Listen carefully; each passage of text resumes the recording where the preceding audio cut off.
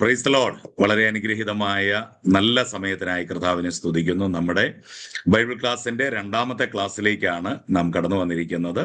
ഇന്ന് ഈ സൂമിൽ ജോയിൻ ചെയ്ത എല്ലാ പ്രിയമുള്ളവരെയും ഓർത്ത് കർത്താവിനെ സ്തുതിക്കുന്നു. ദൈവം നിങ്ങളെ എല്ലാവരെയും ധാരാളമായിട്ട് അനുഗ്രഹിക്കട്ടെ. നമ്മുടെ ക്ലാസ്സിലേക്ക് നിങ്ങളുടെ പരിചിതരെയും കൂടെ നിങ്ങൾ സ്വാഗതം ചെയ്യുക, ക്ഷണിക്കുക. ദൈവത്തിന്റെ വചനം എല്ലാവരും പഠിക്കട്ടെ, അവർക്കെല്ലാവർക്കും അത് പ്രയോജനകരമായി തീരട്ടെ എന്ന് ആത്മാർത്ഥമായി ഞാനും ആഗ്രഹിക്കുന്നു. കർത്താവ് സഹായിക്കട്ടെ. നമുക്ക് കഴിഞ്ഞ ദിവസങ്ങളിൽ നമ്മൾ പഠിച്ചത് ബൈബിളിനെ കുറിച്ചാണ് നമ്മൾ പഠിച്ചുകൊണ്ടിരുന്നത്. ബൈബിൾ എങ്ങനെയാണ് നമ്മുടെ കൈകളിൽ ലഭ്യമായതെന്നും ഈ ബൈബിളിന്റെ പിന്നിലെ ചരിത്രം എന്താണെന്നുമുള്ള കാര്യങ്ങളാണ് നമ്മൾ പഠിച്ചുകൊണ്ടിരിക്കുന്നത്. നമ്മുടെ കഴിഞ്ഞ ലാസ്റ്റ് ക്ലാസ്സിൽ നമ്മൾ അവസാനിപ്പിച്ചത് ദൈവഭക്തിയിലേക്കുള്ള നിർമ്മലമായ ദൈവിക പ്രചോദനം ഈ ദൈവവചനത്തിലൂടെ നമുക്ക് ലഭിക്കുന്നു. പരിശുദ്ധ-ആത്മാവിലൂടെ പകർന്നുകൊണ്ടിരിക്കുന്നതും ബൈബിളിലെ ദൈവവചനങ്ങൾ തന്നെയാണെന്നും നമ്മൾ പഠിപ്പാനിടയായി തീർന്നു. ടാ ബിബ്ലിയ എന്ന് അർത്ഥം വരുന്ന, അല്ലെങ്കിൽ ചെറിയ പുസ്തകങ്ങൾ എന്ന് അർത്ഥം വരുന്ന ഗ്രീക്ക് പദത്തിൽ നിന്നാണ് ബൈബിൾ എന്ന വാക്ക് ഉണ്ടായത്.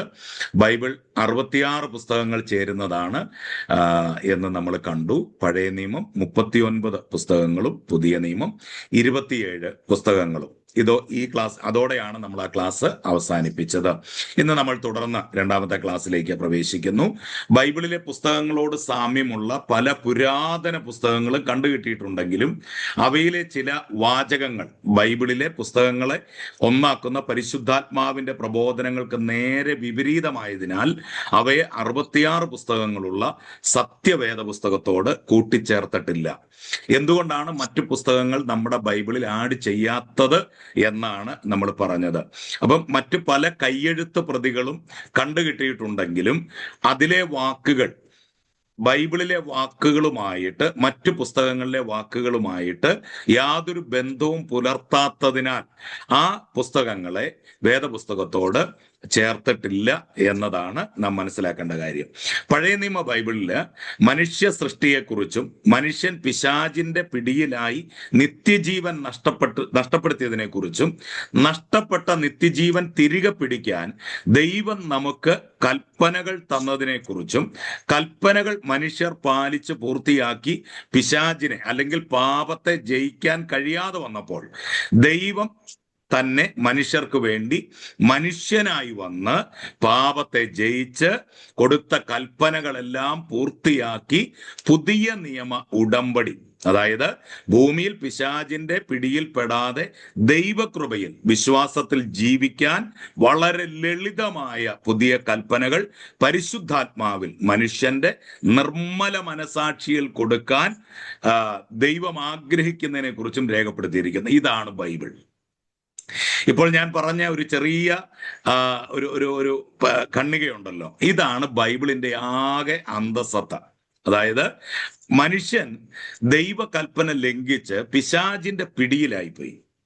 ഇങ്ങനെ പിശാചിന്റെ പിടിയിലായിപ്പോയി നിത്യജീവൻ നഷ്ടപ്പെടുത്തിയ മനുഷ്യനെ കുറിച്ചും നഷ്ടപ്പെട്ട നിത്യജീവൻ തിരികെ പിടിക്കാൻ ദൈവം മനുഷ്യർക്ക് കൽപ്പനകൾ കൊടുത്തു. അതായത് നിങ്ങൾ ഇത് പ്രമാണിക്കുക, നിങ്ങൾ ഇത് അനുസരിക്കുക, നിങ്ങൾ ഇങ്ങനെ ജീവിക്കുക എന്ന് ദൈവം അവർക്ക് കൽപ്പന കൊടുത്തു. പക്ഷേ ഈ കൽപ്പനകൾ മനുഷ്യർ പാലിക്കാതെ വന്നു, അല്ലെങ്കിൽ ഈ കൽപ്പനകൾ അനുസരിച്ച് പിശാചിന്റെ പ്രവർത്തികളെ ജയിക്കാൻ കഴിയാതെ വന്നപ്പോ ദൈവം എന്ത് ചെയ്തു? മനുഷ്യർക്ക് വേണ്ടി മനുഷ്യനായി വന്ന് പിശാചിനെ അല്ലെങ്കിൽ പാപത്തെ ജയിച്ച് പിതാവാം ദൈവം കൊടുത്ത കൽപ്പനകളെ എല്ലാം പൂർത്തിയാക്കി. എന്നിട്ട് പുതിയ നിയമ ഉടമ്പടി, അതായത് പുതിയ നിയമ ഉടമ്പടി എന്ന് പറഞ്ഞാല് ഭൂമിയിൽ പിശാചിന്റെ പിടിയിൽ പെടാതെ ദൈവകൃപയിൽ വിശ്വാസത്താൽ ജീവിക്കാനുള്ള ലളിതമായ പുതിയ കൽപ്പന പരിശുദ്ധാത്മാവ് മനുഷ്യന്റെ നിർമ്മല മനസാക്ഷിയിൽ കൊടുക്കുന്നതിനെ കുറിച്ചും രേഖപ്പെടുത്തിയിരിക്കുന്നതാണ് വിശുദ്ധ വേദപുസ്തകം. ഇത്രയും വളരെ പ്രാധാന്യമേറിയ ചില കണ്ടന്റുകൾ മാത്രമാണ് ബൈബിളില് അടങ്ങിയിരിക്കുന്നത് എന്ന് നമുക്ക് മനസ്സിലാക്കാൻ കഴിയും. കർത്താവ് ഒരിക്കൽ ഇങ്ങനെ പറഞ്ഞു, ഞാൻ ഇസ്രായേൽ ഗോത്രത്തോടും അതായത് എല്ലാ ജാതിയിലും പെട്ട ദൈവത്താൽ തിരഞ്ഞെടുക്കപ്പെട്ട മനുഷ്യരെയാണ് ഇസ്രായേൽ ഗോത്രം എന്ന് വിളിക്കപ്പെട്ടിരിക്കുന്നത്. എല്ലാ ജാതികളിലും പെട്ട ദൈവത്തിന്റെ തിരഞ്ഞെടുക്കപ്പെട്ട മനുഷ്യർ, അവരെയാണ് ഇസ്രായേൽ ഗോത്രം എന്ന് പറയുന്നത്. അപ്പം ഈ ഇസ്രായേൽ ഗോത്രത്തോടും യഹൂദ ഗോത്രത്തോടും ഒരു പുതിയ നിയമ ഉടമ്പടി ചെയ്യുന്ന കാലം വരും. യെരമ്യാ പ്രവചനം 31 അധ്യായത്തിന്റെ 31 വാക്യത്തിൽ നമുക്കത് കാണാനായിട്ട് കഴിയുന്നുണ്ട്. പുതിയ ഒരു ഉടമ്പടി ചെയ്യുന്ന കാലം വരും.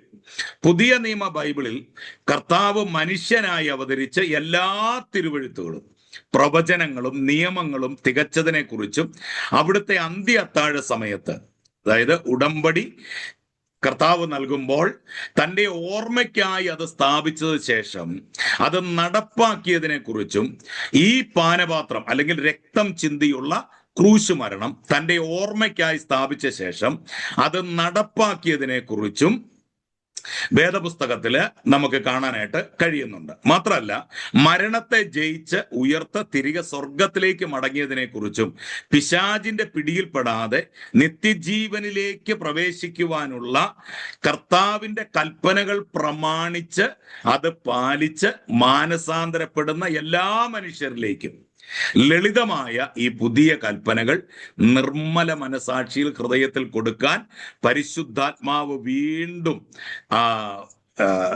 ജനഹൃദയങ്ങളെ സ്പർശിച്ച് അവരെ ആ പാപത്തിൽ നിന്ന് വിടുവിച്ച് ആ നിത്യതയിലേക്ക് എത്തിക്കുകയും, ഇങ്ങനെ വിശുദ്ധീകരിക്കപ്പെട്ട ജനത്തെ ചേർക്കാൻ യേശു മടങ്ങി വരുന്നതിനെ കുറിച്ചും, അവസാന നാളിൽ യേശു ക്രിസ്തു രാജാവായി വാനമേഘങ്ങളിൽ വീണ്ടും വരുന്നതിനെ കുറിച്ചും ബൈബിൾ രേഖപ്പെടുത്തിയിട്ടുണ്ട്. ഇതാണ് ബൈബിളിന്റെ പ്രധാന കണ്ടന്റുകൾ, ഇവയാണ്. ഇനി AD 1263 ബൈബിൾ അധ്യായങ്ങളായി തിരിച്ചത്. AD 1263 ബൈബിൾ അധ്യായങ്ങളായി തിരിച്ചു. ഇതാരാണ് തിരിച്ചത്? അദ്ദേഹത്തിന്റെ പേര് കർദിനാൾ കെറോ എന്നാണ്. കർദിനാൾ കെറോ എന്ന വ്യക്തിയാണ് ബൈബിളിലെ ഓരോ പുസ്തകങ്ങളെയും അധ്യായങ്ങളായിട്ട് തിരിച്ചത്. ഇനി AD 1551 ഓരോ അധ്യായത്തെയും വാക്യങ്ങളായി തിരിക്കപ്പെട്ടു. AD 1551 ഓരോ അധ്യായത്തെയും വാക്യങ്ങളായിട്ട് തിരിച്ചു. അത് അങ്ങനെ വാക്യങ്ങളായിട്ട് തിരിച്ച ആളുടെ പേര് റോബർട്ട് സ്റ്റീഫൻ എന്നാണ്. റോബർട്ട് സ്റ്റീഫൻ ഇദ്ദേഹമാണ് അധ്യായങ്ങളെ വാക്യങ്ങളായിട്ട് തിരിച്ചത്. ബൈബിൾ എങ്ങനെയാണ് ലഭിച്ചതെന്നുള്ളത് നമ്മൾ കഴിഞ്ഞ ക്ലാസ്സിൽ കണ്ടതാണ്. ഇപ്പൊ നമ്മൾ നോക്കിയത് ഇതിനകത്തെ അധ്യായം തിരിച്ചത്, വാക്യം തിരിച്ചത് ആരൊക്കെയാണ്, ഏത് കാലഘട്ടത്തിലാണ് എന്നുള്ളതാണ് നമ്മൾ നോക്കിയത്. ഇനിയും 66 പുസ്തകങ്ങളില് 1189 അധ്യായങ്ങളുണ്ട്. അധ്യായങ്ങള് 1189 അധ്യായങ്ങളാണ് 66 പുസ്തകത്തിൽ അടങ്ങിയിരിക്കുന്ന അധ്യായങ്ങൾ. 1189 അധ്യായങ്ങൾ. ഇനി വാക്യങ്ങൾ 31,173 വാക്യങ്ങളാണ് ബൈബിളിലുള്ളത്. 31,173 വാക്യങ്ങൾ ബൈബിളിലുണ്ട്. ഇനി നിങ്ങൾ ശ്രദ്ധിക്കണം, ചിലർ പറയും ഞാൻ ഒരു പ്രാവശ്യം പോലും ബൈബിള് മൊത്തം വായിച്ചു തീർക്കാനായിട്ട് എനിക്ക് ഇന്നു വരെ പറ്റിയിട്ടില്ല. നാണക്കേടാണ് അങ്ങനെ പറയുന്നത്. ബൈബിൾ വായിച്ചു തീർക്കാൻ സിമ്പിളാണ്.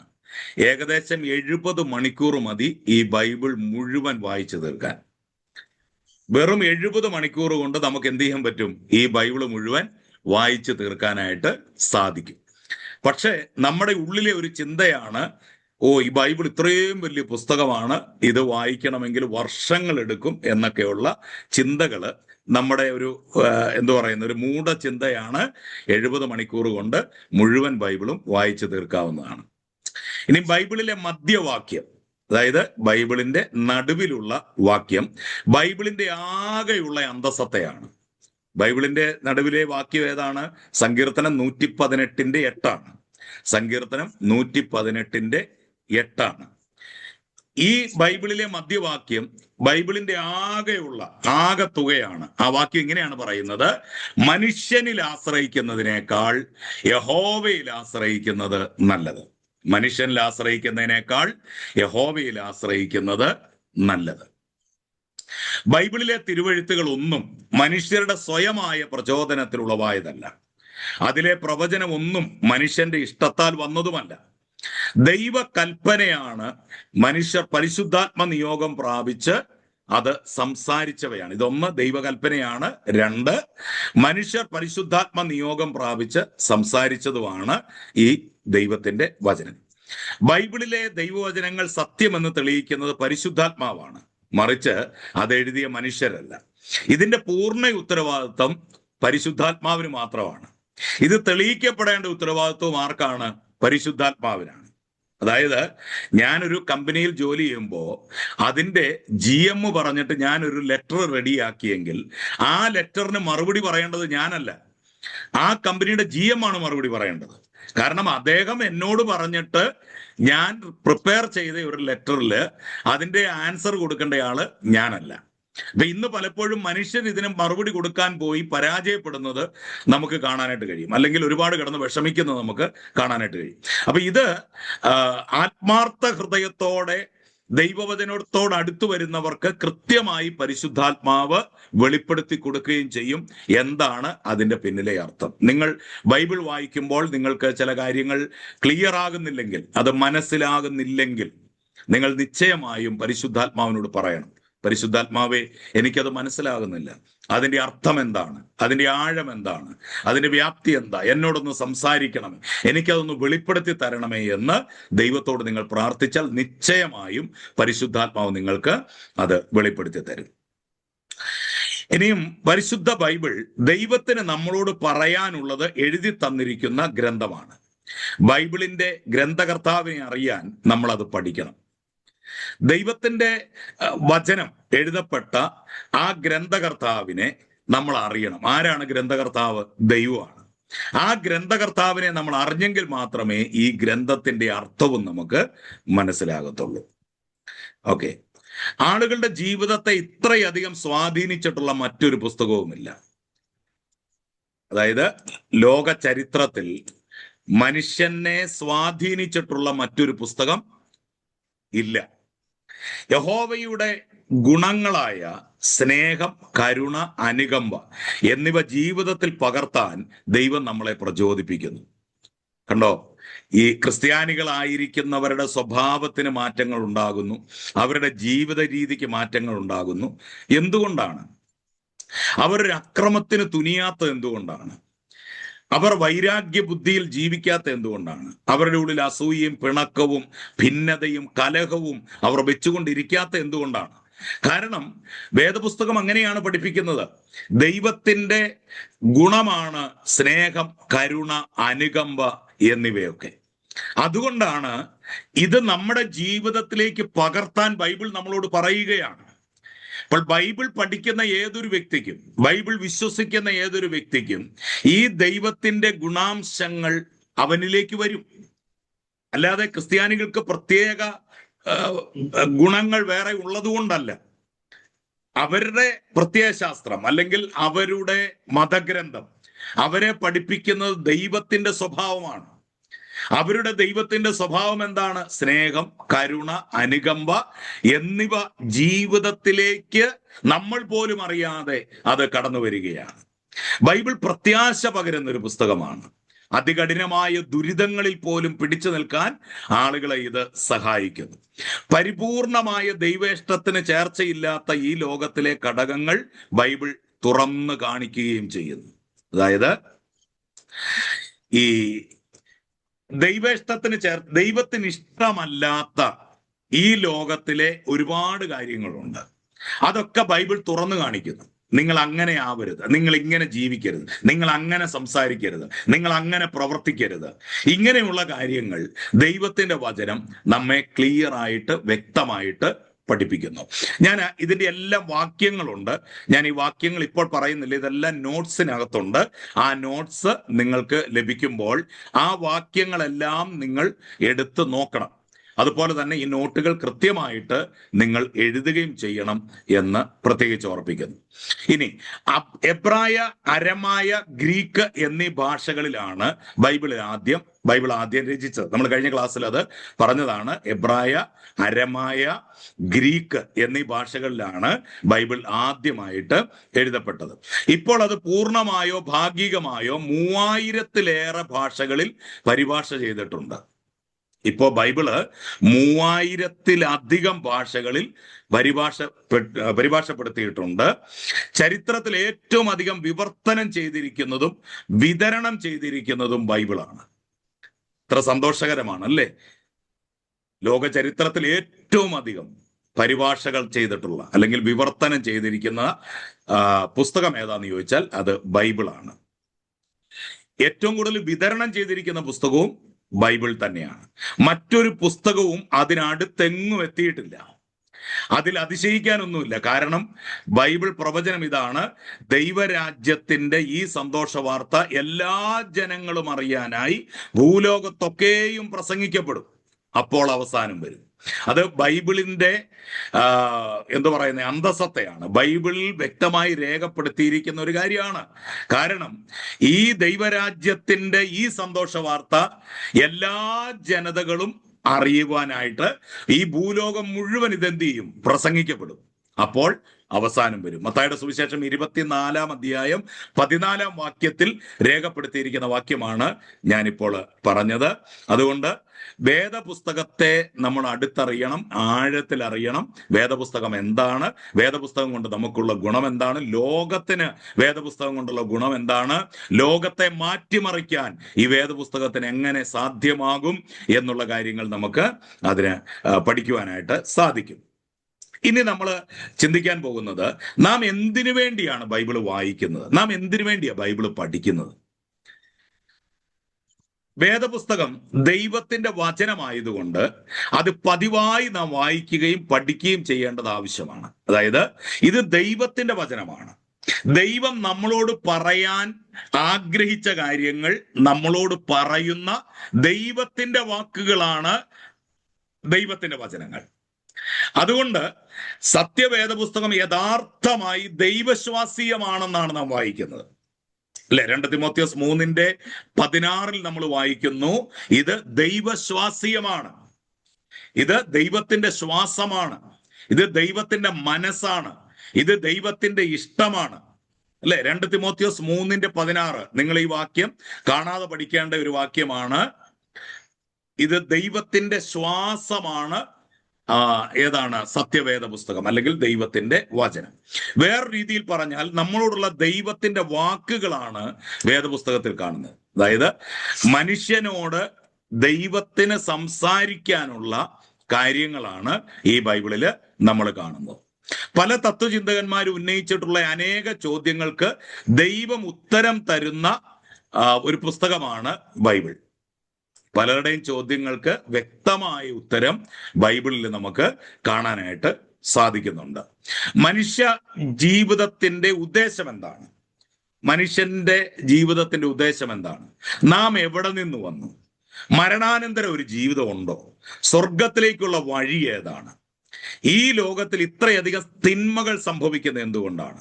നന്മ ചെയ്യാൻ മനുഷ്യന് ബുദ്ധിമുട്ടായിരിക്കുന്നതിന്റെ കാര്യം എന്താണ്? ഇങ്ങനെയുള്ള പല വിഷമം പിടിച്ച ചോദ്യങ്ങളുടെ ഉത്തരം മാത്രമല്ല, അനുദിന ജീവിതത്തിലെ അനേക പ്രായോഗിക പ്രശ്നങ്ങൾക്കും വേദപുസ്തകത്തിൽ ഉത്തരമുണ്ട്. ഇങ്ങനെയുള്ള പ്രായോഗികമായ ഒരുപാട് ക്വസ്റ്റ്യൻസ് ഉണ്ട് നമ്മുടെയൊക്കെ ജീവിതത്തിൽ. ഇതിനെല്ലാം വ്യക്തമായ ഉത്തരം വേദപുസ്തകം നമുക്ക് തരുന്നുണ്ട്. ഉദാഹരണമായിട്ട്, ഒരു വിജയകരമായ കുടുംബജീവിതം എങ്ങനെ സാധ്യമാക്കാം, എങ്ങനെ ഒരു കുടുംബജീവിതം വിജയകരമാക്കാം എന്നുള്ളത്. എനിക്ക് ഒരു ഉത്തമ സുഹൃത്തായിരിക്കാൻ എങ്ങനെ സാധിക്കും? എനിക്ക് നല്ലൊരു ഫ്രണ്ടായിരിക്കാൻ, എനിക്ക് നല്ലൊരു സുഹൃത്തായിരിക്കാൻ എങ്ങനെ സാധിക്കും? അതുപോലെ തന്നെ ഒരു ഉത്തമമായ മാതാവോ പിതാവോ ആയിരിക്കാൻ എങ്ങനെ എനിക്ക് സാധിക്കും? നല്ലൊരു അപ്പനാകാൻ, നല്ലൊരു അമ്മയാകാൻ എനിക്ക് എങ്ങനെ സാധിക്കും? ജീവിത വിജയം എങ്ങനെ കൈവരിക്കാം, ജീവിതത്തിൽ വിജയം എങ്ങനെ കൈവരിക്കാം, എനിക്ക് എങ്ങനെ മാറ്റങ്ങൾ സാധ്യമാകും, എനിക്ക് മാറണമെന്ന് ആഗ്രഹമുണ്ട്, എനിക്ക് മാറ്റങ്ങൾ എങ്ങനെ സാധ്യമാകും, ജീവിതത്തിന്റെ മൂല്യം എന്താണ്, നമ്മുടെ ജീവിതത്തിന്റെ മൂല്യം എന്താണ്, പിന്തിരിഞ്ഞു നോക്കുമ്പോൾ പശ്ചാത്തപിക്കാതെ നമുക്ക് എങ്ങനെ ജീവിക്കാം, നമ്മൾ ജീവിതം കുറച്ച് മുൻപോട്ട് പോയിട്ട് തിരിഞ്ഞു നോക്കുമ്പോൾ പശ്ചാത്താപം വരാതെ, കുറ്റബോധം വരാതെ നമുക്ക് ഇന്ന് എങ്ങനെ ജീവിക്കാൻ സാധിക്കും, ജീവിതത്തിലെ ദുഃഖകരവും വിഷമം നിറഞ്ഞതുമായ സാഹചര്യങ്ങളിൽ എങ്ങനെ ജയജീവിതം നയിക്കാൻ നമുക്ക് സാധിക്കും, എങ്ങനെ ദൈനംദിന ജീവിതത്തെ ധന്യമാക്കാനുള്ള വഴികൾ എന്തൊക്കെയാണ്, ഇങ്ങനെയുള്ള കാര്യങ്ങളെല്ലാം വേദപുസ്തകത്തിൽ നമുക്ക് കാണാനായിട്ട് സാധിക്കും. മറ്റു പല മതഗ്രന്ഥങ്ങളിലും കാണാൻ കഴിയാത്ത ഇങ്ങനെയുള്ള, അതായത് വ്യക്തിപരമായി മനുഷ്യന്റെ വ്യക്തിപരമായ ജീവിതത്തിൽ മാറ്റങ്ങൾ വരുത്തുന്ന, രൂപാന്തരങ്ങൾ വരുത്തുന്ന, അവന്റെ ജീവിതത്തെ ഏറ്റവും മൂല്യമുള്ളതാക്കി മാറ്റുന്ന ഏറ്റവും അനുഗ്രഹിക്കപ്പെട്ട വചനങ്ങളും വേദപുസ്തകത്തിൽ നമുക്ക് കാണാനായിട്ട് സാധിക്കുന്നുണ്ട്. വേദപുസ്തകം പൂർണ്ണമായി വിശ്വസനീയവും അപ്രമാദവുമായതുകൊണ്ട് നാം വേദപുസ്തകം വായിക്കുകയും പഠിക്കുകയും ചെയ്യേണ്ടത് ആവശ്യമാണ്. മറ്റു പല വിശുദ്ധ ഗ്രന്ഥങ്ങളെ പോലെ വെറും സാരോപദേശങ്ങൾ മാത്രം അടങ്ങിയ പുസ്തകമല്ല ബൈബിൾ. ഇത് വെറുതെ സാരോപദേശങ്ങൾ മാത്രം അടങ്ങിയിരിക്കുന്ന ഒരു പുസ്തകമല്ല. ബൈബിളിലെ 100 കണക്കിന് വിശദമായ പ്രവചനങ്ങളും ചരിത്രരേഖകളും അതുമായി ബന്ധപ്പെട്ട ശാസ്ത്രീയ രേഖകളും ബൈബിളിന്റെ വിശ്വസനീയതയെ ഉറപ്പാക്കുന്നുണ്ട്. ബൈബിൾ ഇത് ദൈവത്തിന്റെ വചനമാണെന്ന് തെളിയിക്കാൻ ഒരുപാട് കാര്യങ്ങൾ ബൈബിളിൽ തന്നെയുണ്ട്. അതായത് ബൈബിൾ പ്രവചനങ്ങൾ, ആ പ്രവചനങ്ങൾ ഓരോന്നും ഇന്നും സംഭവിച്ചുകൊണ്ടിരിക്കുകയാണ്. ബൈബിളിൽ ഇല്ലാത്ത ഒരു കാര്യങ്ങളും ഇന്ന് വരെ ലോക ചരിത്രത്തിൽ നടന്നിട്ടില്ല, ഇനിയൊട്ട് നടക്കാൻ പോകുന്നുമില്ല. അപ്പോൾ ഇത് ദൈവത്തിന്റെ വചനമാണെന്ന് വീണ്ടും വീണ്ടും തെളിയിച്ചുകൊണ്ടിരിക്കുകയാണ്. ബൈബിളിൽ പ്രമാദങ്ങളുണ്ട് എന്ന് പലരും പറയാറുണ്ട്. പ്രമാദങ്ങൾ മീൻസ് എന്താണ്? സംശയകരമായ കാര്യങ്ങളുണ്ട്, തിരുത്തലുകളുണ്ട് എന്ന് പലരും പറയുന്നുണ്ട്. വാസ്തവത്തിൽ അവരുടെ കാതുകൾ സത്യത്തിന് അടച്ചു പിടിച്ചിരിക്കുകയാണ്, സത്യത്തിന് നേരെ അവരുടെ ചെവി അടച്ചു പിടിച്ചിരിക്കുകയാണ്. ഒരിക്കൽ യേശു കർത്താവ് ഇങ്ങനെ ചോദിച്ചു പക്ഷവാതക്കാരനോട്, നിന്റെ പാപങ്ങൾ ക്ഷമിച്ചു തന്നിരിക്കുന്നു എന്ന് പറയുന്നതാണോ അതോ കിടക്കയെടുത്ത് നടക്ക എന്ന് പറയുന്നതാണോ, ഏതാകുന്നു എളുപ്പം? അതായത് ആർക്കും കണ്ടു മനസ്സിലാക്കുവാൻ കഴിയാവുന്ന ഒരു കാര്യമല്ല പാപം ക്ഷമിക്കുക എന്ന് പറയുന്നത്, അല്ലെ? മറ്റൊരാൾക്ക് ഇത് കാണാനായിട്ട് കഴിയത്തില്ല. അതോ നിന്റെ കിടക്കയെടുത്ത് നടക്കുക, അത് കണ്ടുപിടിക്കാൻ പറ്റും, അതായത് മനുഷ്യന് കാണാൻ കഴിയുന്ന ഒരു കാര്യമാണ്. ഇതിലേതാണ് ഏറ്റവും എളുപ്പം? അതിനുശേഷം പാപങ്ങളെ ക്ഷമിക്കുവാൻ തനിക്ക് അധികാരമുണ്ടെന്ന് കാണിക്കാൻ പക്ഷവാതക്കാരനോട് കിടക്കയെടുത്ത് നടക്ക എന്ന് പറഞ്ഞു, അവനെ സുഖമാക്കി. ഇതുപോലെ നമ്മുടെ ഇന്ദ്രിയങ്ങൾ കൊണ്ട് നമുക്ക് മനസ്സിലാക്കാൻ കഴിയാത്ത കാര്യങ്ങളെയോ അതുപോലെ നമുക്ക് പരീക്ഷിച്ച് സത്യമെന്ന് ഉറപ്പ് പറയാൻ കഴിയാത്ത കാര്യത്തെ പറ്റിയോ ചർച്ച ചെയ്യുമ്പോൾ ദൈവവചനം സത്യമാണെന്ന് ഉറപ്പായി പറയുന്നത് അതിന്റെ ചരിത്രവും ശാസ്ത്രീയവും പ്രാവചനികവുമായ കൃത്യതയും കൊണ്ടാണ്. എന്തുകൊണ്ടാണ് ദൈവവചനം സത്യമാണെന്ന് മനുഷ്യർ അംഗീകരിക്കുന്നത്? എന്തുകൊണ്ടാണ് ഇതിന്റെ സത്യസന്ധതയെ ആളുകൾ തിരിച്ചറിയുന്നത്? അതിന്റെ പ്രധാന കാരണം ഇത് ചരിത്രപരവും ശാസ്ത്രീയവും പ്രാവചനികവുമായ കൃത്യത ഈ പുസ്തകത്തിനുള്ളത് കൊണ്ടാണ് ആളുകൾ ഇതിനെ പൂർണ്ണമായിട്ട് വിശ്വസിക്കുന്നത്. ഓക്കെ, ഇനി നമ്മൾ ഒരു 40 മിനിറ്റ്സ് ആയിപ്പോൾ ഇനി നമ്മൾ ഒരു 2 മിനിറ്റ് ഗ്യാപ്പ് എടുക്കുകയാണ്. 2 മിനിറ്റ് നിങ്ങൾ വെള്ളമൊക്കെ കുടിച്ചിട്ട് നിങ്ങൾ ഓടി വരണം. വീണ്ടും അടുത്ത ക്ലാസ് ഉടൻ തന്നെ ആരംഭിക്കും. നിങ്ങൾ വരാനായിട്ട് താമസിച്ചാൽ നിങ്ങൾക്ക് ക്ലാസ് നഷ്ടപ്പെടും. ഇങ്ങനെ ദൈവത്തിന്റെ ഗുണാതിശയങ്ങളും മനുഷ്യന്റെ പ്രകൃതിയും ബൈബിൾ എഴുതിയ കാലത്തെന്ന പോലെ മാറ്റമില്ലാതിരിക്കുന്നതിനാൽ നാം ബൈബിൾ വായിക്കുകയും പഠിക്കുകയും ചെയ്യേണ്ടതാണ്. നമുക്കറിയാം, ബൈബിൾ ഏകദേശം 1600 വർഷങ്ങൾ കൊണ്ട് എഴുതപ്പെട്ട ഒരു പുസ്തകമാണ്. അന്ന് മനുഷ്യൻ എന്തായിരുന്നോ, അല്ലെങ്കിൽ മനുഷ്യന്റെ സ്വഭാവം എന്തായിരുന്നോ, അതേ സ്വഭാവം തന്നെയാണ് ഇന്നും മനുഷ്യന്. മനുഷ്യന്റെ സ്വഭാവത്തിന് യാതൊരു മാറ്റവും സംഭവിച്ചിട്ടില്ല. ഇപ്പോഴും മനുഷ്യൻ അതേ സ്വഭാവത്തിൽ തന്നെയാണ് പിന്തുടരുന്നത്. ദൈവ സ്വഭാവത്തിന് മാറ്റം സംഭവിച്ചിട്ടില്ല.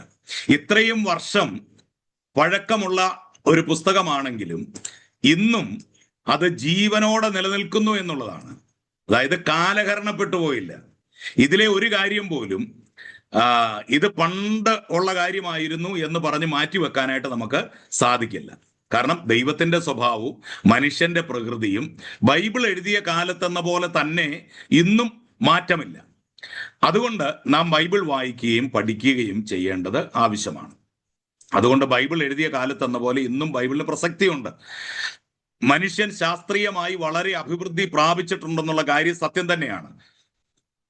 എന്നാൽ മനുഷ്യന്റെ പ്രകൃതിക്കോ മനുഷ്യന്റെ ആഗ്രഹങ്ങൾക്കോ ഒരിക്കലും മാറ്റം സംഭവിച്ചിട്ടില്ല. സഭാപ്രസംഗി 1:9 പറയുന്ന പോലെ മനുഷ്യബന്ധങ്ങളിൽ സൂര്യന് കീഴിൽ പുതുതായി യാതൊന്നുമില്ല. ഇത് മറച്ചുവെക്കാനാവാത്ത ഒരു സത്യമാണ്. നല്ലവനും കൃപാലുവുമായ നമ്മുടെ സൃഷ്ടാവ് തൻ്റെ വചനത്തിൽ കൂടെ യഥാർത്ഥ സന്തോഷത്തിനുള്ള വഴി നമ്മോട് പറഞ്ഞു തന്നിട്ടുണ്ടെങ്കിൽ പോലും മനുഷ്യൻ അന്നും ഇന്നും സ്നേഹവും സംതൃപ്തിയും തെറ്റായ സ്ഥലങ്ങളിൽ അന്വേഷിച്ചുകൊണ്ടിരിക്കുകയാണ്. ദൈവത്തിന്റെ വചനത്തിൽ എല്ലാ സന്തോഷങ്ങളും ഉണ്ട്, ദൈവത്തിന്റെ വചനത്തിൽ എല്ലാ ആനന്ദങ്ങളും ഉണ്ട്. പക്ഷെ ഇന്നും മനുഷ്യൻ ആനന്ദിക്കുവാൻ, സന്തോഷിക്കാൻ തെറ്റായ വഴികളെയാണ് മനുഷ്യൻ ഇന്നും ആശ്രയിച്ചുകൊണ്ടിരിക്കുന്നത്. അത് ദുഃഖകരമായ ഒരു കാര്യമാണ്. മനുഷ്യൻ അപ്പം കൊണ്ട് മാത്രമല്ല, ദൈവത്തിന്റെ വായിൽ നിന്ന് വരുന്ന സകല വചനം കൊണ്ടും ജീവിക്കുന്നു എന്ന് ദൈവത്തിന്റെ വചനം രേഖപ്പെടുത്തിയിരിക്കുന്നു. ഇത് യേശു തിരുവായി മൊഴിഞ്ഞു പറഞ്ഞ ഒരു പദവും കൂടെയാണ്. മത്തായിയുടെ സുവിശേഷം 4-ാം അധ്യായം 4-ാം വാക്യത്തിൽ നമ്മളത് വായിക്കുന്നു. മനുഷ്യൻ അപ്പം കൊണ്ട് മാത്രമല്ല, ദൈവത്തിന്റെ വായിൽ നിന്ന് വരുന്ന സകല വചനം കൊണ്ടും ജീവിക്കുന്നു. ഇത് യേശു കർത്താവ് പറഞ്ഞപ്പോൾ വെളിപ്പെടുത്തപ്പെട്ട ദൈവവചനത്തിന്റെ പ്രാധാന്യം നമുക്ക് ദൈവം മനസ്സിലാക്കി തരികയായിരുന്നു. ദൈവം ആഗ്രഹിക്കുന്ന പോലെ നമ്മുടെ ജീവിതം പൂർണ്ണതയിലെത്തണമെങ്കിൽ തൻ്റെ എഴുതപ്പെട്ട വചനം കേൾക്കുകയും ആ വചനത്തെ ആദരിക്കുകയും ചെയ്യണം. ദൈവവചനത്തിന് ബഹുമാനം കൊടുക്കണം. ദൈവത്തിന്റെ വചനം നമ്മൾ കേൾക്കണം, നമ്മൾ പഠിക്കണം, നമ്മളത് അനുസരിക്കണം. അനേക ദുരുപദേശങ്ങൾ നിലവിലുള്ളത് കൊണ്ട് നാം ബൈബിൾ പഠിക്കേണ്ടത് വളരെ അത്യന്താപേക്ഷിതമായ കാര്യമാണ്. നന്മയെയും തിന്മയെയും തമ്മിൽ തിരിച്ചറിയുവാനുള്ള മാനദണ്ഡമാണ് സത്യവേദ പുസ്തകം. അതായത് തെറ്റും ശരിയും എന്താണ് എന്ന് തിരിച്ചറിയുവാനുള്ള ഒരു മാനദണ്ഡമാണ് ദൈവത്തിന്റെ വചനം അല്ലെങ്കിൽ സത്യവേദ പുസ്തകം. നമുക്ക് ഒരു കള്ളനോട്ട് തിരിച്ചറിയണമെങ്കിൽ നല്ല നോട്ടിനെ കുറിച്ച് വ്യക്തമായ ഒരു അറിവുണ്ടായിരിക്കണം. നല്ല നോട്ടിനെ കുറിച്ച് അറിവില്ല എങ്കിൽ കാണുന്നത് മുഴുവൻ കള്ളനോട്ടാണെന്ന് നമ്മൾ പറഞ്ഞുകൊണ്ട് നടക്കും. അങ്ങനെ ഒരു വലിയൊരു അപകടം നമ്മുടെ ഇടയിൽ ഇന്ന് സംഭവിക്കുന്നുണ്ട്, അല്ലെങ്കിൽ മനുഷ്യരുടെ ഇടയിൽ സംഭവിക്കുന്നുണ്ട്. ഇവർ കാണുന്നത് മുഴുവൻ കള്ളനോട്ടാണെന്നാണ് പറയുന്നത്. അവർ കള്ളനോട്ടാണോ നല്ല നോട്ടാണോ എന്ന് അറിയണമെങ്കിൽ ആദ്യം നല്ല നോട്ടിനെ ഇവർ പരിചയപ്പെടണം, ആ നല്ല നോട്ട് ഇവരറിയണം. അപ്പം ഈ നന്മയും തിന്മയും ഒക്കെ തിരിച്ചറിയാനുള്ള ഒരു മാനദണ്ഡവും കൂടെയാണ് സത്യവേദ പുസ്തകം. ദൈവം എങ്ങനെയുള്ളവനാണെന്ന് ബൈബിൾ നമ്മളെ പഠിപ്പിക്കുന്നുണ്ട്. ദൈവത്തെപ്പറ്റി ശരിയായ അറിവില്ലാത്തവർ വിഗ്രഹങ്ങളെ ആരാധിക്കുകയും ദൈവമല്ലാത്ത ദൈവങ്ങളെന്ന് വിശ്വസിക്കപ്പെടുന്നതിനെ ആരാധിക്കുകയോ ചെയ്യാനായിട്ട് ഇടയാകുന്നുണ്ട്. ദൈവമല്ലാത്ത ദൈവങ്ങളെ അനേകർ ആരാധിക്കുന്നതിന് കാരണം അവർ ബൈബിളിനെ വിലമതിക്കാത്തതുകൊണ്ട് മാത്രമാണ്. ഒരുവൻ സ്വർഗരാജ്യത്തിന് അവകാശിയാകാനുള്ള വഴി സൽക്കർമ്മങ്ങളിലൂടെയോ മറ്റ് കൂതാശകളിലൂടെയോ അല്ല, അല്ലെങ്കിൽ നാം ചെയ്യുന്ന ഏതെങ്കിലും പുണ്യപ്രവർത്തികൾ കൊണ്ടല്ല എന്ന് ബൈബിൾ വ്യക്തമാക്കി തരുന്നുണ്ട്. നമ്മളോട് വളരെ വ്യക്തമായി ബൈബിൾ അത് പഠിപ്പിക്കുന്നുണ്ട്. അങ്ങനെ ദൈവം നമ്മളെ എത്ര കണ്ട് സ്നേഹിക്കുന്നു എന്ന് വേദപുസ്തകം വെളിപ്പെടുത്തിയിരിക്കുന്ന ഈ സത്യങ്ങൾ നാം മനസ്സിലാക്കുമ്പോൾ നാം ദൈവത്തെ സ്നേഹിക്കാൻ പ്രേരിപ്പിക്കപ്പെടുകയാണ്.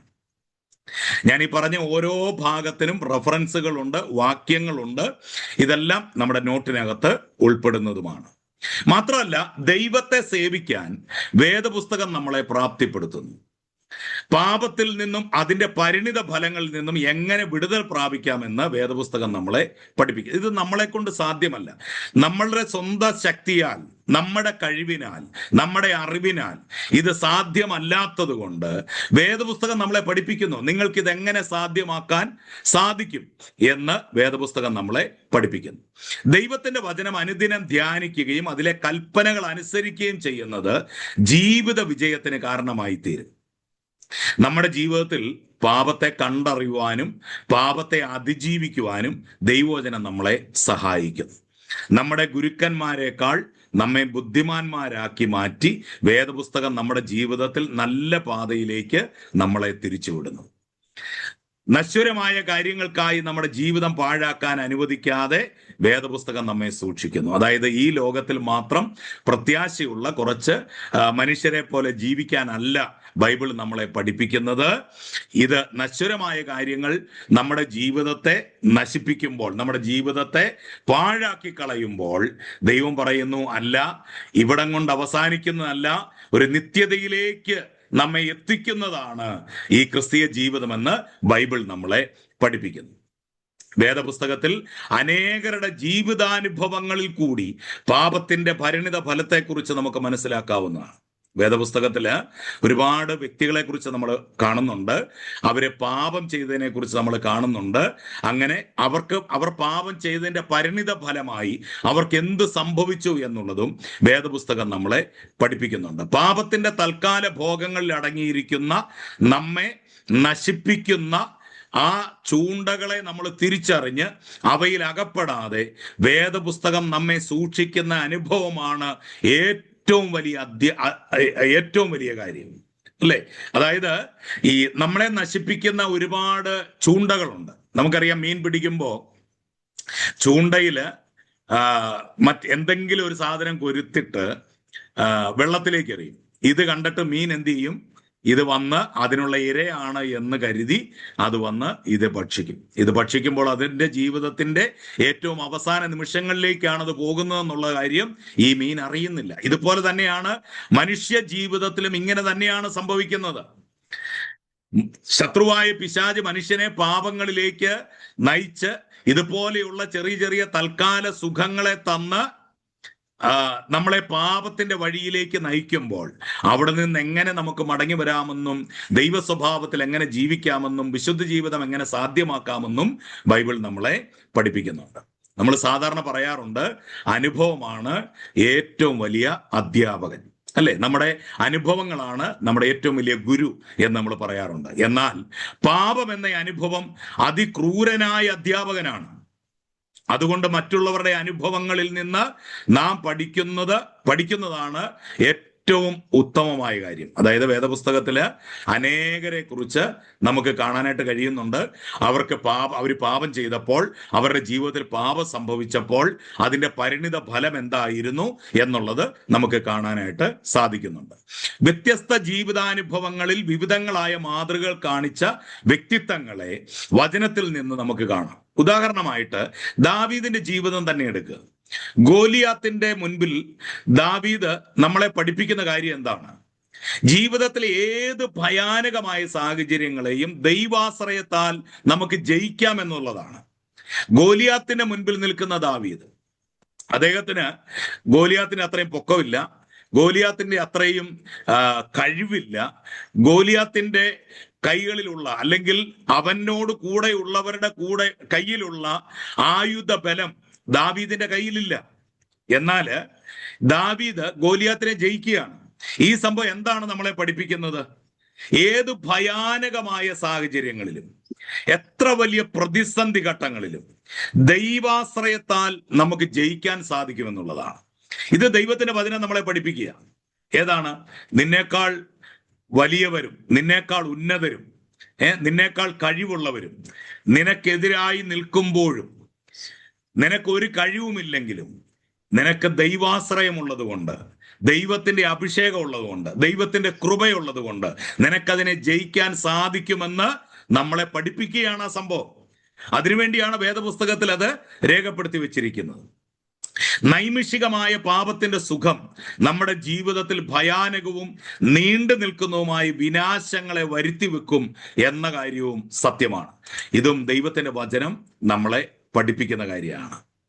ഭക്ഷണം ചവച്ചരയ്ക്കാതെ വെറുതെ വിഴുങ്ങിയിട്ട് അതിൽ നിന്ന് പോഷകങ്ങളൊന്നും ലഭിക്കാതെ തുപ്പിക്കളയുന്നത് പോലെ വെറുതെ വായിച്ചു വിടേണ്ട പുസ്തകമല്ല ബൈബിൾ.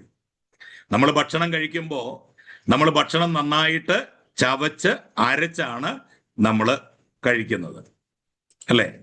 ഒരു ഡോക്ടർ കഴിഞ്ഞ ദിവസം പറയുന്നത് ഞാൻ കേട്ടു, ഒരു വാ ഭക്ഷണം നമ്മുടെ വായിൽ നമ്മൾ ഇട്ട് കഴിഞ്ഞാൽ 32 പ്രാവശ്യം നമ്മൾ ചവയ്ക്കണമെന്നാണ്. 32 പ്രാവശ്യം നമ്മൾ ചവയ്ക്കണമെന്നാണ്. 32 പോയിട്ട് 10 പ്രാവശ്യം പോലും നമ്മൾ എന്ത് ചെയ്യുന്നില്ല, അത് ചവയ്ക്കുന്നില്ല. നമ്മൾ വായിലിടുന്നു, 2 ചവ ചവയ്ക്കുന്നു, നമ്മളത് വിഴുങ്ങുന്നു. അതുകൊണ്ട് അതിന്റെ ഗുണങ്ങളൊന്നും നമ്മുടെ ശരീരത്തിൽ എത്തുന്നില്ല എന്നുള്ളത് ഒന്നാമത്തെ കാര്യം.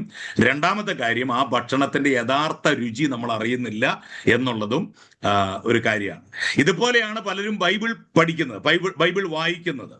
അപ്പൊ ഇത് വെറുതെ നമ്മൾ വായിച്ചു വിടുകയാണ്.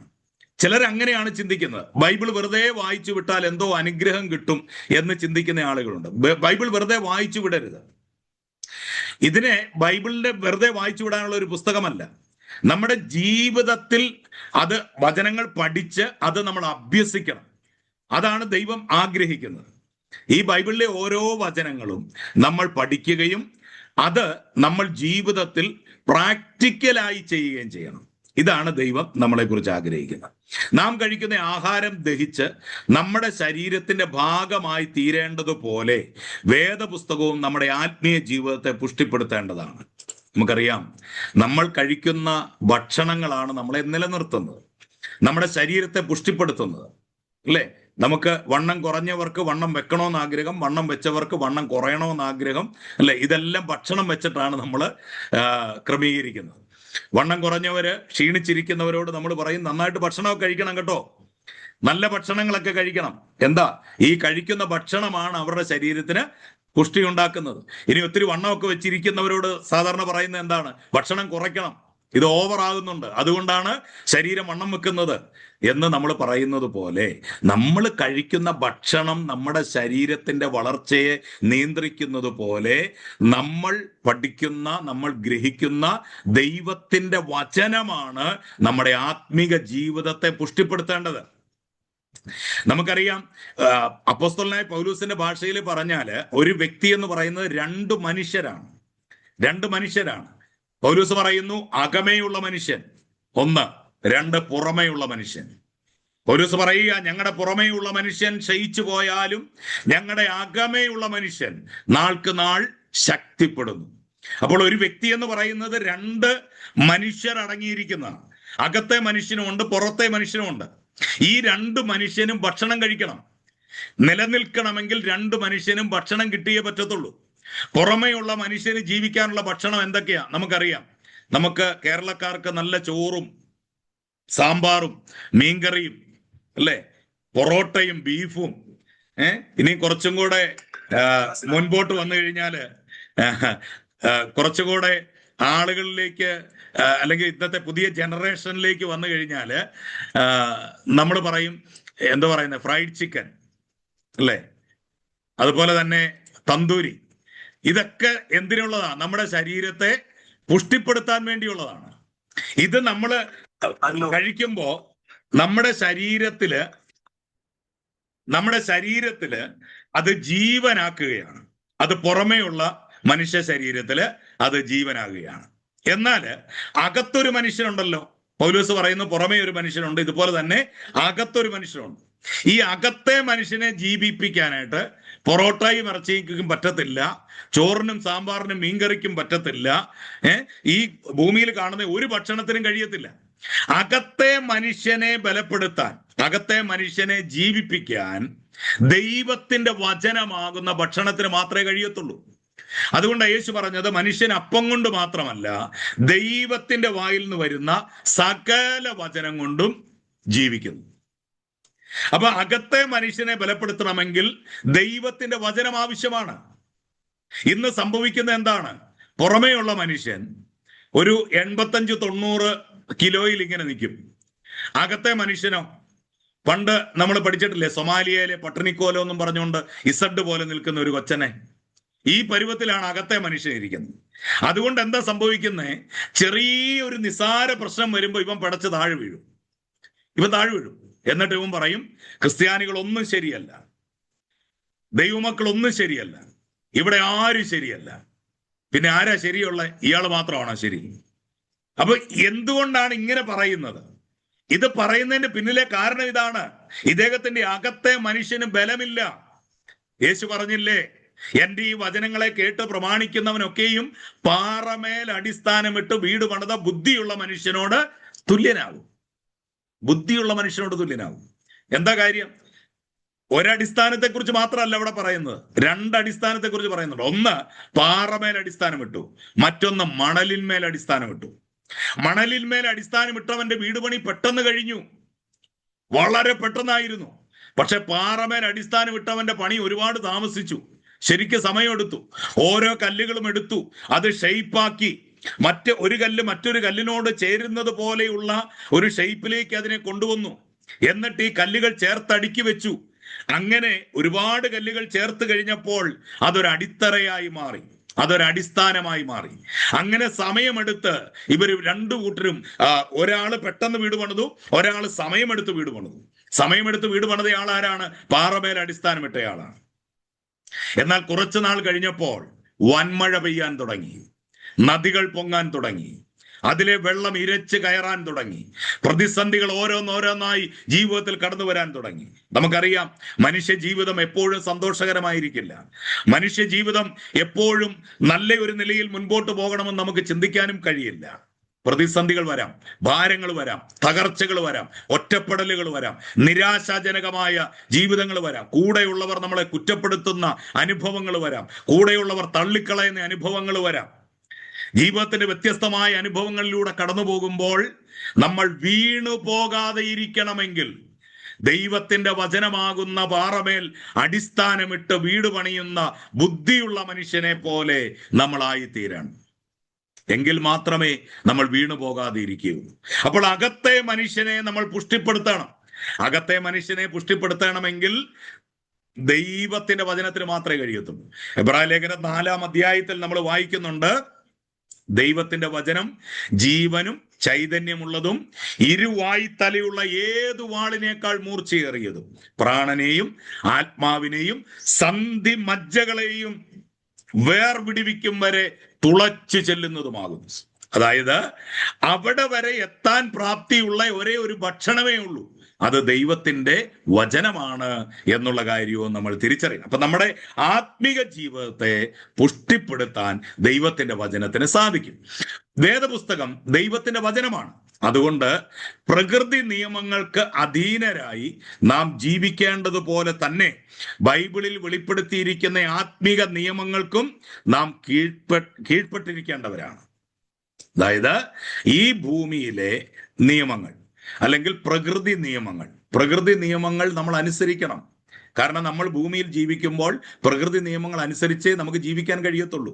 നമ്മുടെ രാജ്യത്തിന്റെ നിയമങ്ങൾ നമ്മൾ അനുസരിക്കണം.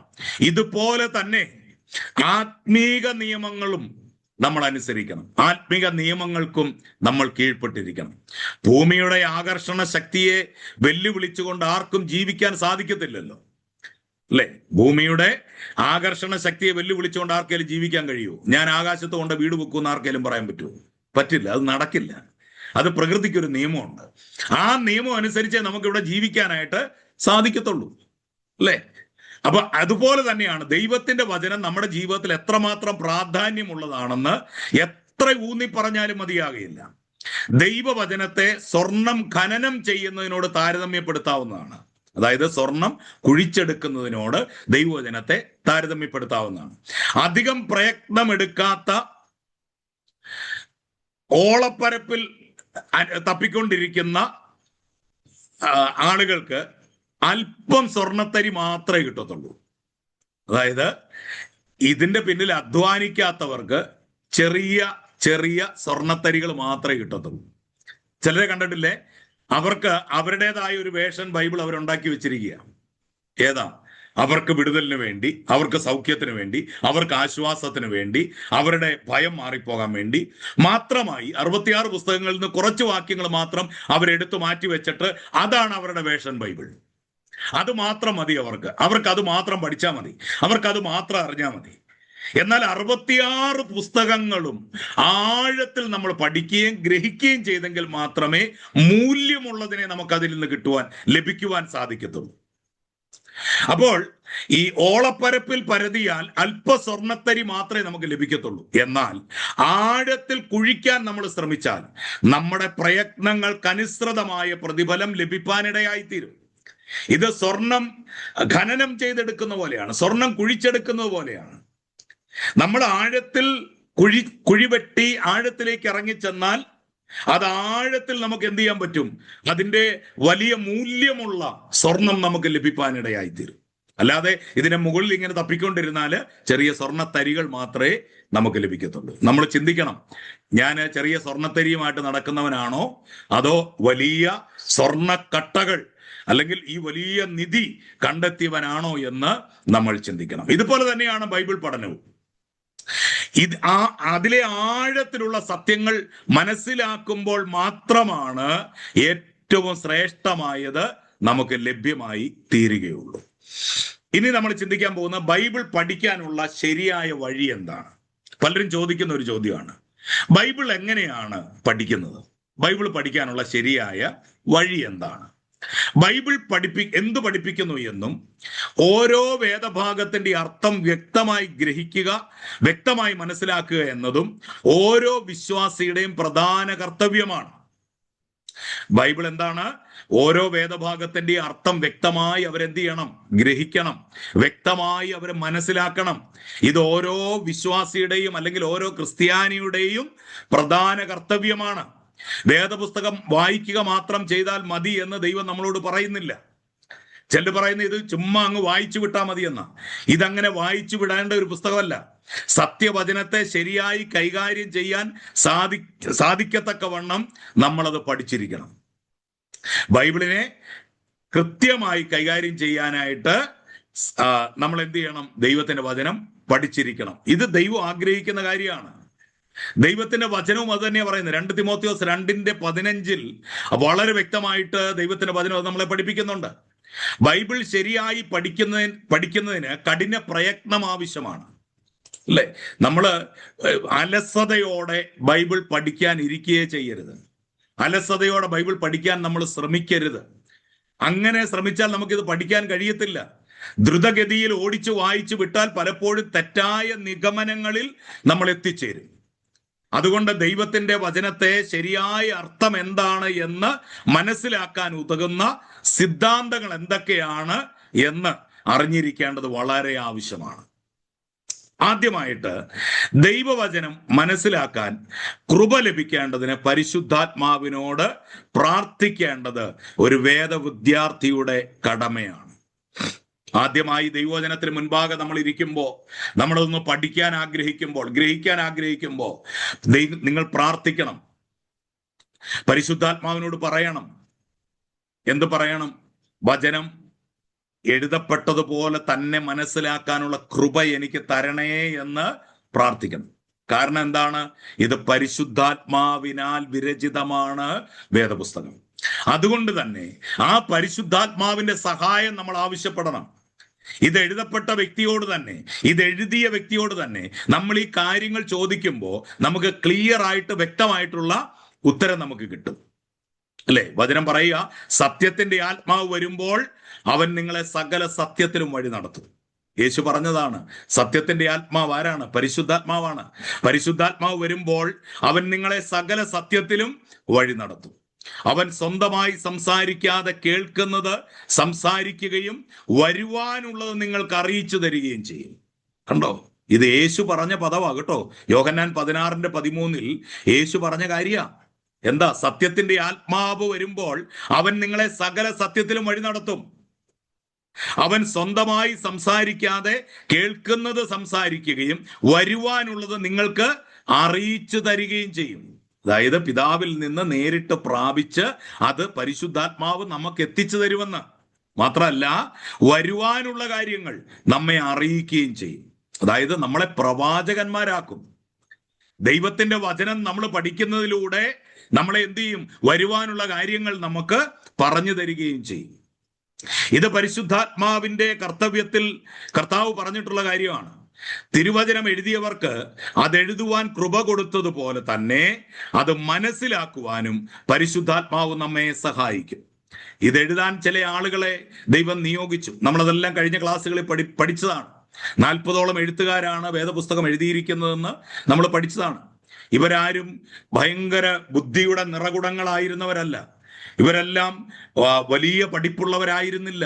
ഇതിൽ പഠിപ്പില്ലാത്തവരുണ്ട്, ഒരറിവുമില്ലാത്ത ആളുകളുണ്ട്, മുക്കുവന്മാരുണ്ട്, കർഷകന്മാരുണ്ട്, പല വിധത്തിൽ പല നിലകളിൽ പ്രവർത്തിച്ചിരുന്ന ആളുകളുണ്ട്.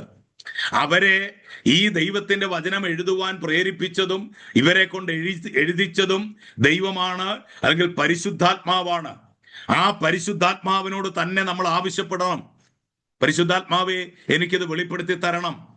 അങ്ങനെ നമ്മൾ പ്രാർത്ഥിച്ചാൽ നിശ്ചയമായും പരിശുദ്ധാത്മാവ് ഇത് വെളിപ്പെടുത്തി തരും. ബൈബിൾ ദൈവത്തിന്റെ വചനമാണ്. ദൈവം എന്താണ് ഉദ്ദേശിച്ചിരിക്കുന്നത് എന്ന് അവനോട് തന്നെ ചോദിച്ച് മനസ്സിലാക്കേണ്ടതാണ്. നമ്മൾ ദൈവത്തോട് ചോദിക്കണം, ഇതെന്താണ് ഞാൻ ഇതിനകത്തൊന്ന് മനസ്സിലാക്കേണ്ടത്.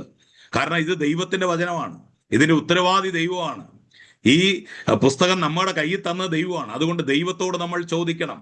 നിങ്ങൾ രക്ഷിക്കപ്പെട്ട വ്യക്തിയാണെങ്കിൽ നിങ്ങളിൽ അധിവസിക്കുന്ന വചനത്തിന്റെ രചയിതാവായ പരിശുദ്ധാത്മാവ് താൻ എന്താണ് എഴുതിയിരിക്കുന്നതെന്ന് നമ്മൾ അറിയണമെന്ന് ആഗ്രഹിക്കുന്നു. അതായത് രക്ഷിക്കപ്പെട്ട ഓരോ വ്യക്തികളും ഈ ബൈബിളിലെ ഓരോ ഭാഗങ്ങളും കൃത്യമായി മനസ്സിലാക്കണമെന്ന് ദൈവം ആഗ്രഹിക്കുന്നുണ്ട്. രണ്ടാമതായി, ഒരു വാക്യത്തെ അതിന്റെ പശ്ചാത്തലത്തിൽ നിന്ന് പിഴുതെടുത്ത് അതിന്റെ അർത്ഥം മനസ്സിലാക്കാൻ ഒരിക്കലും ശ്രമിക്കരുത്. മനസ്സിലായി? ഇന്ന് പലരും ചെയ്യുന്ന ഒരു കാര്യമാണ്. അതായത് അതിന്റെ ഒരു പശ്ചാത്തലം, ഓരോ വാക്യങ്ങൾക്കും അതിന്റെ പിന്നിൽ ഒരു പശ്ചാത്തലമുണ്ട്. ആ പശ്ചാത്തലത്തിൽ നിന്ന് ആ വാക്യം മാത്രം എടുത്തുകൊണ്ട് വന്നിട്ട് അതിന്റെ അർത്ഥം മനസ്സിലാക്കാൻ ഒരിക്കലും ശ്രമിക്കരുത്. ഒരു വാക്യത്തിന്റെ ചുറ്റിലുമുള്ള വാക്യങ്ങളും അധ്യായം മുഴുവനും വായിച്ച് ആ വാക്യത്തിന്റെ പശ്ചാത്തലം പൂർണ്ണമായി മനസ്സിലാക്കേണ്ടത് ആവശ്യമാണ്. ഇന്ന് പലരും ചെയ്യുന്ന ഒരു കാര്യമാണ്, ഒരു വാക്യം, ഒരു അധ്യായത്തിലെ ഒരു വാക്ക് മാത്രം എടുത്തുകൊണ്ട് വന്നിട്ട് അതിനെ തങ്ങളുടേതായ രീതിയിൽ വ്യാഖ്യാനിച്ച് വികലമാക്കുന്നത് നമ്മൾ കാണാറുണ്ട്. സത്യത്തിൽ ദൈവം പറഞ്ഞിരിക്കുന്ന ആ ഭാഗം അതുമായി യാതൊരു ബന്ധവുമുള്ള കാര്യമായിരിക്കില്ല. അത് വളരെ അപകടകരമായ ഒരു കാര്യമാണ്. അപ്പം ആ വാക്യത്തിന്റെ പശ്ചാത്തലം പൂർണ്ണമായി മനസ്സിലാക്കണമെങ്കിൽ ആ അധ്യായം മുഴുവൻ, അല്ലെങ്കിൽ അതിന്റെ മുൻപും പിൻപും എന്താണ് എഴുതിയിരിക്കുന്നത്, അത് നമ്മൾ പഠിക്കണം. എല്ലാ തിരുവഴുത്തും ദൈവശ്വാസീയമാണെന്ന് 2 തിമോത്തിയോസ് 3:16 നമുക്ക് കാണാനായിട്ട് സാധിക്കുന്നുണ്ട്. എല്ലാ വചനങ്ങളും ദൈവത്തിന്റെ ശ്വാസമാണ്. എന്നാൽ അതെഴുതുവാൻ ദൈവം വ്യത്യസ്ത മനുഷ്യരെയാണ് ഉപയോഗിച്ചത്. എഴുതിയവർ പ്രത്യേക സാഹചര്യങ്ങളിൽ പ്രത്യേക ഉദ്ദേശത്തോടുകൂടി പ്രത്യേക വിഷയങ്ങളെ പറ്റിയാണ് എഴുതിയത്. അതുകൊണ്ട് ഒരു വാക്യത്തെ പറ്റി നമ്മൾ പഠിക്കുമ്പോൾ ആ വാക്യം ഉൾപ്പെട്ടിരിക്കുന്ന പുസ്തകം ആരാർക്കു വേണ്ടി ഏത് സാഹചര്യത്തിൽ എന്തുദ്ദേശത്തിൽ എഴുതി എന്ന് നമ്മൾ മനസ്സിലാക്കി വേണം ആ വാക്യത്തിന്റെ അർത്ഥം നിർണയിക്കുവാൻ. നമ്മൾ പലപ്പോഴും ഇതൊന്നും നമ്മൾ ചിന്തിക്കാറില്ല, ഇതൊന്നും മനുഷ്യർ ചിന്തിക്കാറില്ല. ഇതെന്തിനാ എഴുതിയത്, ഇതെന്തുദ്ദേശത്തോടെയാണ് എഴുതിയത്, ഈ പുസ്തകം എഴുതിയത് ആർക്കു വേണ്ടിയാണ്, ഏത് സാഹചര്യത്തിലാണ് ഇത് എഴുതിയത്, ഇതെല്ലാം നമ്മൾ എന്ത് ചെയ്യണം, മനസ്സിലാക്കണം.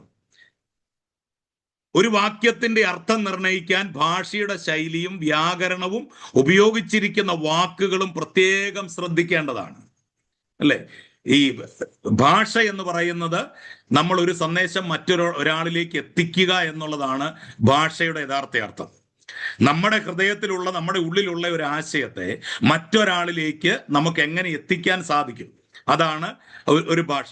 അപ്പം ഈ ഭാഷ, ഏത് ഭാഷയിലാണ് ഇത് എഴുതപ്പെട്ടത്, അതിന്റെ ശൈലി എന്താണ്, അതിന്റെ വ്യാകരണം എന്താണ്, ഉപയോഗിച്ചിരിക്കുന്ന വാക്കുകൾ എന്താണ്, ഇത് നമ്മൾ പ്രത്യേകം ശ്രദ്ധിക്കണം. ആ തിരുവചനത്തിൽ അടങ്ങിയിരിക്കുന്ന അർത്ഥം ഗ്രഹിക്കുവാൻ നാം ശ്രമിക്കണം. ചിലപ്പോൾ തങ്ങൾ ആഗ്രഹിക്കുന്ന അർത്ഥം അതിന് ലഭിക്കുവാൻ തങ്ങളുടേതായ വ്യാഖ്യാനങ്ങൾ ചിലപ്പോൾ വ്യക്തികൾ അതിന് കൽപ്പിക്കാറുണ്ട്. ഇന്ന് പല പ്രസംഗകരും പ്രസംഗിക്കുന്ന കാണുന്ന അങ്ങനെയാണ്. അവരൊരു സംഭവത്തിനകത്തു നിന്ന് ഒരു വാക്ക് അടർത്തിയെടുത്തുകൊണ്ട് വന്നിട്ട് അത് അവർ ചിന്തിക്കുന്ന നിലയിലേക്ക്, അല്ലെങ്കിൽ അവരുടെ പ്രസംഗത്തെ സക്സസ് ആക്കാൻ വേണ്ടി അവരുടേതായ രീതിയിൽ അതിന് വ്യാഖ്യാനങ്ങൾ നൽകുന്നത് ഇന്ന് നമ്മൾ കാണാറുണ്ട്. അത് തെറ്റാണ്. വചനപ്രകാരം അത് 100% തെറ്റാണ്. അങ്ങനെയല്ല നമ്മൾ അതിനെ വ്യാഖ്യാനിക്കേണ്ടത്. മൂന്നാമതായിട്ട്, ഒരിക്കലും സ്വന്തമായ വിശകലനങ്ങളിൽ മാത്രം ഒതുങ്ങാതെ മറ്റുള്ള വേദ പഠിതാക്കളുടെ പഠനങ്ങൾ നാം ശ്രദ്ധിക്കേണ്ടതാണ്. നമ്മൾ തന്നെ ഒരു വചനം എടുത്തുകൊണ്ട് വന്നിട്ട് നമ്മൾ തന്നെ അതൊരു നിഗമനത്തിലെത്തുക, ഇതിനു വേണ്ടി മാത്രം എഴുതിയതാ, അല്ലെങ്കിൽ ഇതിന്റെ പിന്നിലുള്ള ഉദ്ദേശം ഇതാണ് എന്ന് നമ്മൾ മാത്രം അത് എന്തു പറയുന്നേ ഒരു ധാരണയിലെത്താതെ മറ്റുള്ള വേദ പഠിതാക്കളുടെ പഠനങ്ങൾ കൂടെ നാം ശ്രദ്ധിച്ചു പഠിക്കേണ്ടതാണ്. മറ്റുള്ളവർ ഈ വചനത്തെ എങ്ങനെയാണ് പഠിച്ചിരിക്കുന്നത്, അവരെങ്ങനെയാണ് ഇതിനെ വ്യാഖ്യാനിച്ചിരിക്കുന്നത് എന്നുകൂടെ നമ്മൾ പഠിക്കേണ്ടത് ആവശ്യമാണ്. ഒരു ജീവിതകാലം മുഴുവൻ ദൈവവചനത്തിനായി മാറ്റിവെച്ച അനേകരിൽ നിന്ന് നമുക്കൊന്നും പഠിക്കുവാനില്ല എന്ന് ആരെങ്കിലും ചിന്തിക്കുന്നത് മൂഢത്വമാണ്. അതായത് ഒരു ജീവിത ആയുസ് മുഴുവൻ, ഒരു പുരുഷായുസ് മുഴുവൻ ദൈവവചനത്തിന് വേണ്ടി മാറ്റിവെച്ച ഒരുപാട് ആളുകളുണ്ട്. ദൈവവചനം പഠിക്കാൻ, ദൈവവചനം പഠിപ്പിക്കാൻ, ദൈവവചനം പ്രസംഗിക്കാൻ, ദൈവവചനവുമായി ആഴമായ ബന്ധമുള്ള ഒരുപാട് ആളുകളുണ്ട്. അപ്പം അവരുടെ പഠനങ്ങൾ അല്ലെങ്കിൽ അവർ ആ വിഷയത്തെക്കുറിച്ച് സംസാരിക്കുന്ന കാര്യങ്ങൾ നമ്മൾ പഠിക്കണം, നമ്മളത് അറിഞ്ഞിരിക്കണം എന്നുള്ള കാര്യമാണ് നമ്മൾ മനസ്സിലാക്കേണ്ടത്. ചിലർ ദൈവവചനത്തിന് പരിശുദ്ധാത്മാവിനെ മാത്രമേ ആശ്രയിക്കാറുള്ളൂ എന്നും അങ്ങനെ തിരുവചനത്തിലെ മർമ്മങ്ങൾ കണ്ടെത്താൻ സാധിക്കുമെന്നും തെറ്റായ രീതിയിൽ കരുതപ്പെടുന്നുണ്ട്. അതായത് ഞാനിത് പരിശുദ്ധാത്മാവിനെ മാത്രമേ ഞാൻ ആശ്രയിക്കത്തുള്ളൂ, ഞാൻ വേറെ ഒരു മനുഷ്യരും എഴുതിയ കാര്യങ്ങൾ വായിക്കില്ല, മറ്റാരുടെയും വാക്കുകൾ ഞാൻ കേൾക്കില്ല, പരിശുദ്ധാത്മാവിനെ മാത്രമേ ഞാൻ ആശ്രയിക്കൂ എന്ന് പറയുന്ന ആളുകളെയും നമുക്ക് കാണാനായിട്ട് കഴിയും. കർത്താവ് തന്റെ ശരീരമാകുന്ന സഭയ്ക്ക് പരിശുദ്ധാത്മാവിനെ നൽകിയതിനാൽ ആത്മീക കൃപാവരങ്ങൾ ഉള്ളവരെയും കർത്താവ് തന്നെയാണ് നൽകിയത്. അപ്പൊ ഈ കൃപാവരങ്ങൾ പ്രാപിച്ച വ്യക്തികൾ പറയുന്ന അല്ലെങ്കിൽ അവർ എഴുതുന്ന, അവർ പഠിപ്പിക്കുന്ന കാര്യങ്ങൾ കൂടെ നമ്മൾ പഠിക്കേണ്ടതാണ്. ഇതിൽ അതായത് കർത്താവ് സഭയ്ക്ക് നൽകിയ ആത്മീക കൃപാവരങ്ങളിൽപ്പെട്ട ഒരുപാട് ആളുകളുണ്ട്. ഇതിലൊന്നാണ് ഉപദേഷ്ടാക്കന്മാർ, ഉപദേശിക്കുന്നവർ.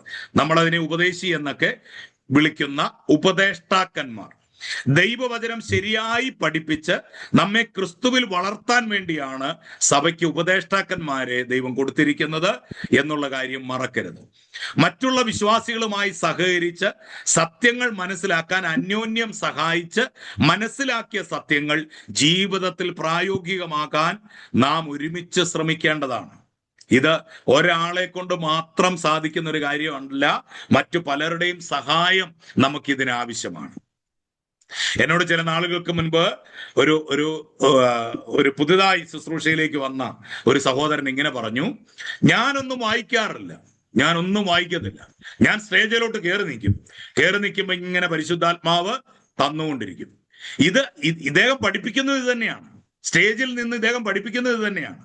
100% അബദ്ധമാണ്. ഇത് കേൾക്കുന്ന ആളുകൾ മണ്ടന്മാരാകുകയാണ്. അവർക്ക് ഒരു കാരണവശാലും നല്ലൊരു ശുശ്രൂഷകനായി തീരാനായിട്ട് സാധിക്കില്ല.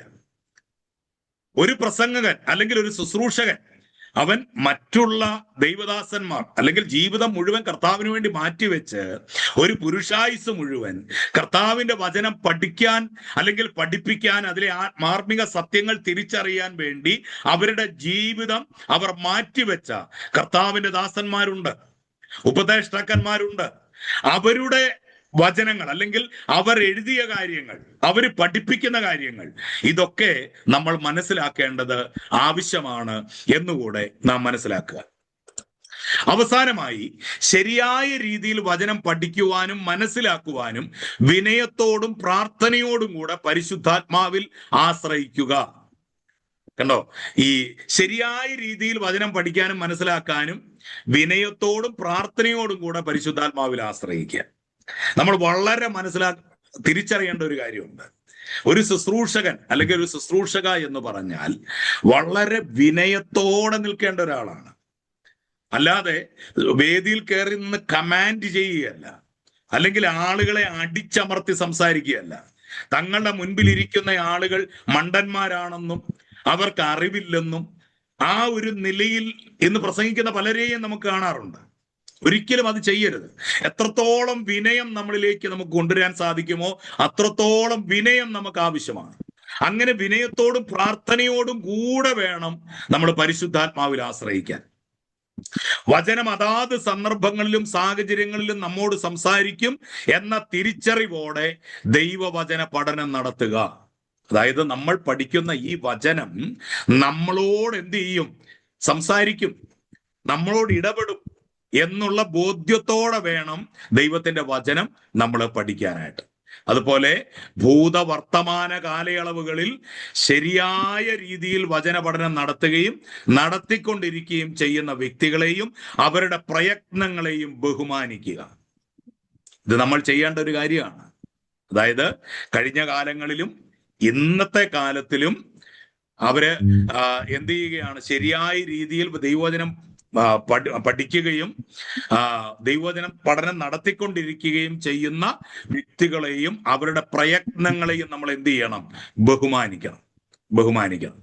അതിലുപരിയാണ് ദൈവമാണ് ദൈവവചനത്തിന്റെ രചയിതാവെന്ന് നാം മനസ്സിലാക്കണം. ദൈവമാണ് ഈ ദൈവത്തിന്റെ വചനത്തിന്റെ രചയിതാവ് എന്ന കാര്യവും നമ്മൾ മനസ്സിലാക്കണം. ഇത്രയും കാര്യങ്ങളാണ് നമുക്ക് ഈ വിഷയത്തിൽ നിന്ന് ബൈബിൾ പഠിക്കാനുള്ള ശരിയായ വഴി എന്താണ് എന്നുള്ള സബ്ജക്റ്റിൽ നിന്ന് നമുക്ക് പഠിക്കാനുള്ളത്. ഇത്രയും കാര്യങ്ങളാണ്. ഈ പറഞ്ഞ കാര്യങ്ങളെല്ലാം ഞാൻ നോട്ടുകളായിട്ട് വിശദമായി ക്ലിയർ ആയിട്ട് നിങ്ങൾക്ക് തരുന്നതാണ്. നമ്മുടെ വാട്സപ്പ് ഗ്രൂപ്പിൽ ഞാനത് പോസ്റ്റ് ചെയ്യും. നിങ്ങൾ ഈ നോട്ടുകൾ നന്നായിട്ട് നിങ്ങൾ പഠിക്കണം. കാരണം ദൈവം ആഗ്രഹിക്കുന്ന നിലയിലുള്ള ഒരു ശുശ്രൂഷകയായി ദൈവ പൈതലായി നമ്മൾ ജീവിക്കണം. നമ്മൾ ശുശ്രൂഷകർക്ക് വേണ്ടി മാത്രമല്ല ഈ ക്ലാസ്സുകൾ നടത്തുന്നത്. ഒരു നല്ല ദൈവ പൈതലും ദൈവത്തിന്റെ വചനം അറിഞ്ഞിരിക്കണം. നമ്മൾ വെറുതെ ഒരു ഞായറാഴ്ച ക്രിസ്ത്യാനിയായിട്ട് ജീവിതം തുടർന്നു പോകാനല്ല ദൈവം ആഗ്രഹിക്കുന്നത്. ഞായറാഴ്ച മാത്രം ചർച്ചിൽ വന്ന് പള്ളിയിൽ പോയി അവിടെ കേൾക്കുന്ന കുറെ കാര്യങ്ങൾ കേട്ട് അവിടുന്ന് പുറത്തോട്ടിറങ്ങി അത് മറന്നുപോയി അങ്ങനെ ജീവിക്കാനല്ല ദൈവം നമ്മളെക്കുറിച്ച് ആഗ്രഹിക്കുന്നത്. ദൈവത്തിന്റെ വചനം ക്ലിയറായി വ്യക്തമായി നമ്മൾ പഠിച്ച് മുൻപോട്ട് പോകാനാണ് ദൈവം നമ്മളെക്കുറിച്ച് ആഗ്രഹിക്കുന്നത്. അതുകൊണ്ട് ദൈവത്തിന്റെ വചനം വ്യക്തമായി നമ്മൾ പഠിക്കുക, മനസ്സിലാക്കുക, തിരിച്ചറിയുക. അങ്ങനെ നമ്മൾ മുൻപോട്ട് പോയെങ്കിൽ മാത്രമേ ദൈവത്തിന്റെ അടുത്തായിട്ട് നമ്മൾ നോക്കാൻ പോകുന്നത് ഈ പലരും ചോദിക്കുന്ന ഒരു ചോദ്യമാണ്, സത്യവേദ പുസ്തകം വാസ്തവത്തിൽ ഇത് ദൈവത്തിന്റെ വചനമാണോ? ഇത് ദൈവവചനമാണോ? പലരും ഇതിനെ ദൈവവചനമായിട്ട് അക്സെപ്റ്റ് ചെയ്യുന്നില്ല. ചിലർ ഇതിനെ അംഗീകരിക്കുന്നില്ല. ചിലർ ഒരു മതഗ്രന്ഥം മാത്രമായിട്ടാണ് പലരും ഇതിനെ മനസ്സിലാക്കുന്നത്. എന്നാൽ ഇത് വാസ്തവത്തിൽ ദൈവത്തിന്റെ വചനമാണോ? ഈ വിഷയമാണ് നമ്മളിപ്പോൾ നോക്കാനായിട്ട് പോകുന്നത്. നാം വേദപുസ്തകത്തെ എങ്ങനെ വീക്ഷിക്കുമെന്നും നമ്മുടെ ജീവിതത്തിൽ അത് എത്രമാത്രം പ്രാധാന്യമാണെന്നും അറിയാൻ ഈ ചോദ്യത്തിനുള്ള ഉത്തരം ഉപകരിക്കും. മാത്രമല്ല, ഇത് നമ്മുടെ ജീവിതത്തിൽ നിത്യമായ സ്വാധീനം ചെലുത്തുകയും ചെയ്യും. വാസ്തവത്തിൽ വേദപുസ്തകം ദൈവവചനമാണെങ്കിൽ അതിനോടുള്ള നമ്മുടെ മനോഭാവം ദൈവത്തോടുള്ള മനോഭാവം പോലെ തന്നെ ആയിരിക്കണം. ദൈവത്തിന്റെ വചനം നമ്മൾ കയ്യിലെടുക്കുമ്പോൾ, നമ്മൾ അതിനെ പഠിക്കുമ്പോൾ ദൈവത്തെ നമ്മൾ എങ്ങനെയാണ് സമീപിക്കുന്നത്, ദൈവത്തോട് നമ്മൾ എങ്ങനെയാണ് അടുത്ത് ചെല്ലുന്നത്, അതുപോലെ ആയിരിക്കണം ദൈവത്തിന്റെ വചനത്തെ നമ്മൾ സമീപിക്കുമ്പോഴും. അതിനെ തിരസ്കരിച്ചാൽ ദൈവത്തെ തിരസ്കരിക്കുന്നു എന്ന് തന്നെയാണ് അർത്ഥം.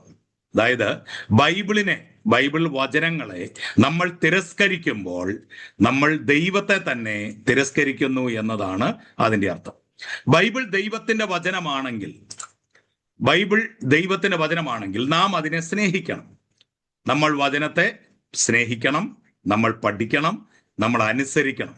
എല്ലാറ്റിലും ഉപരി നാം അതിൽ വിശ്വസിക്കണം.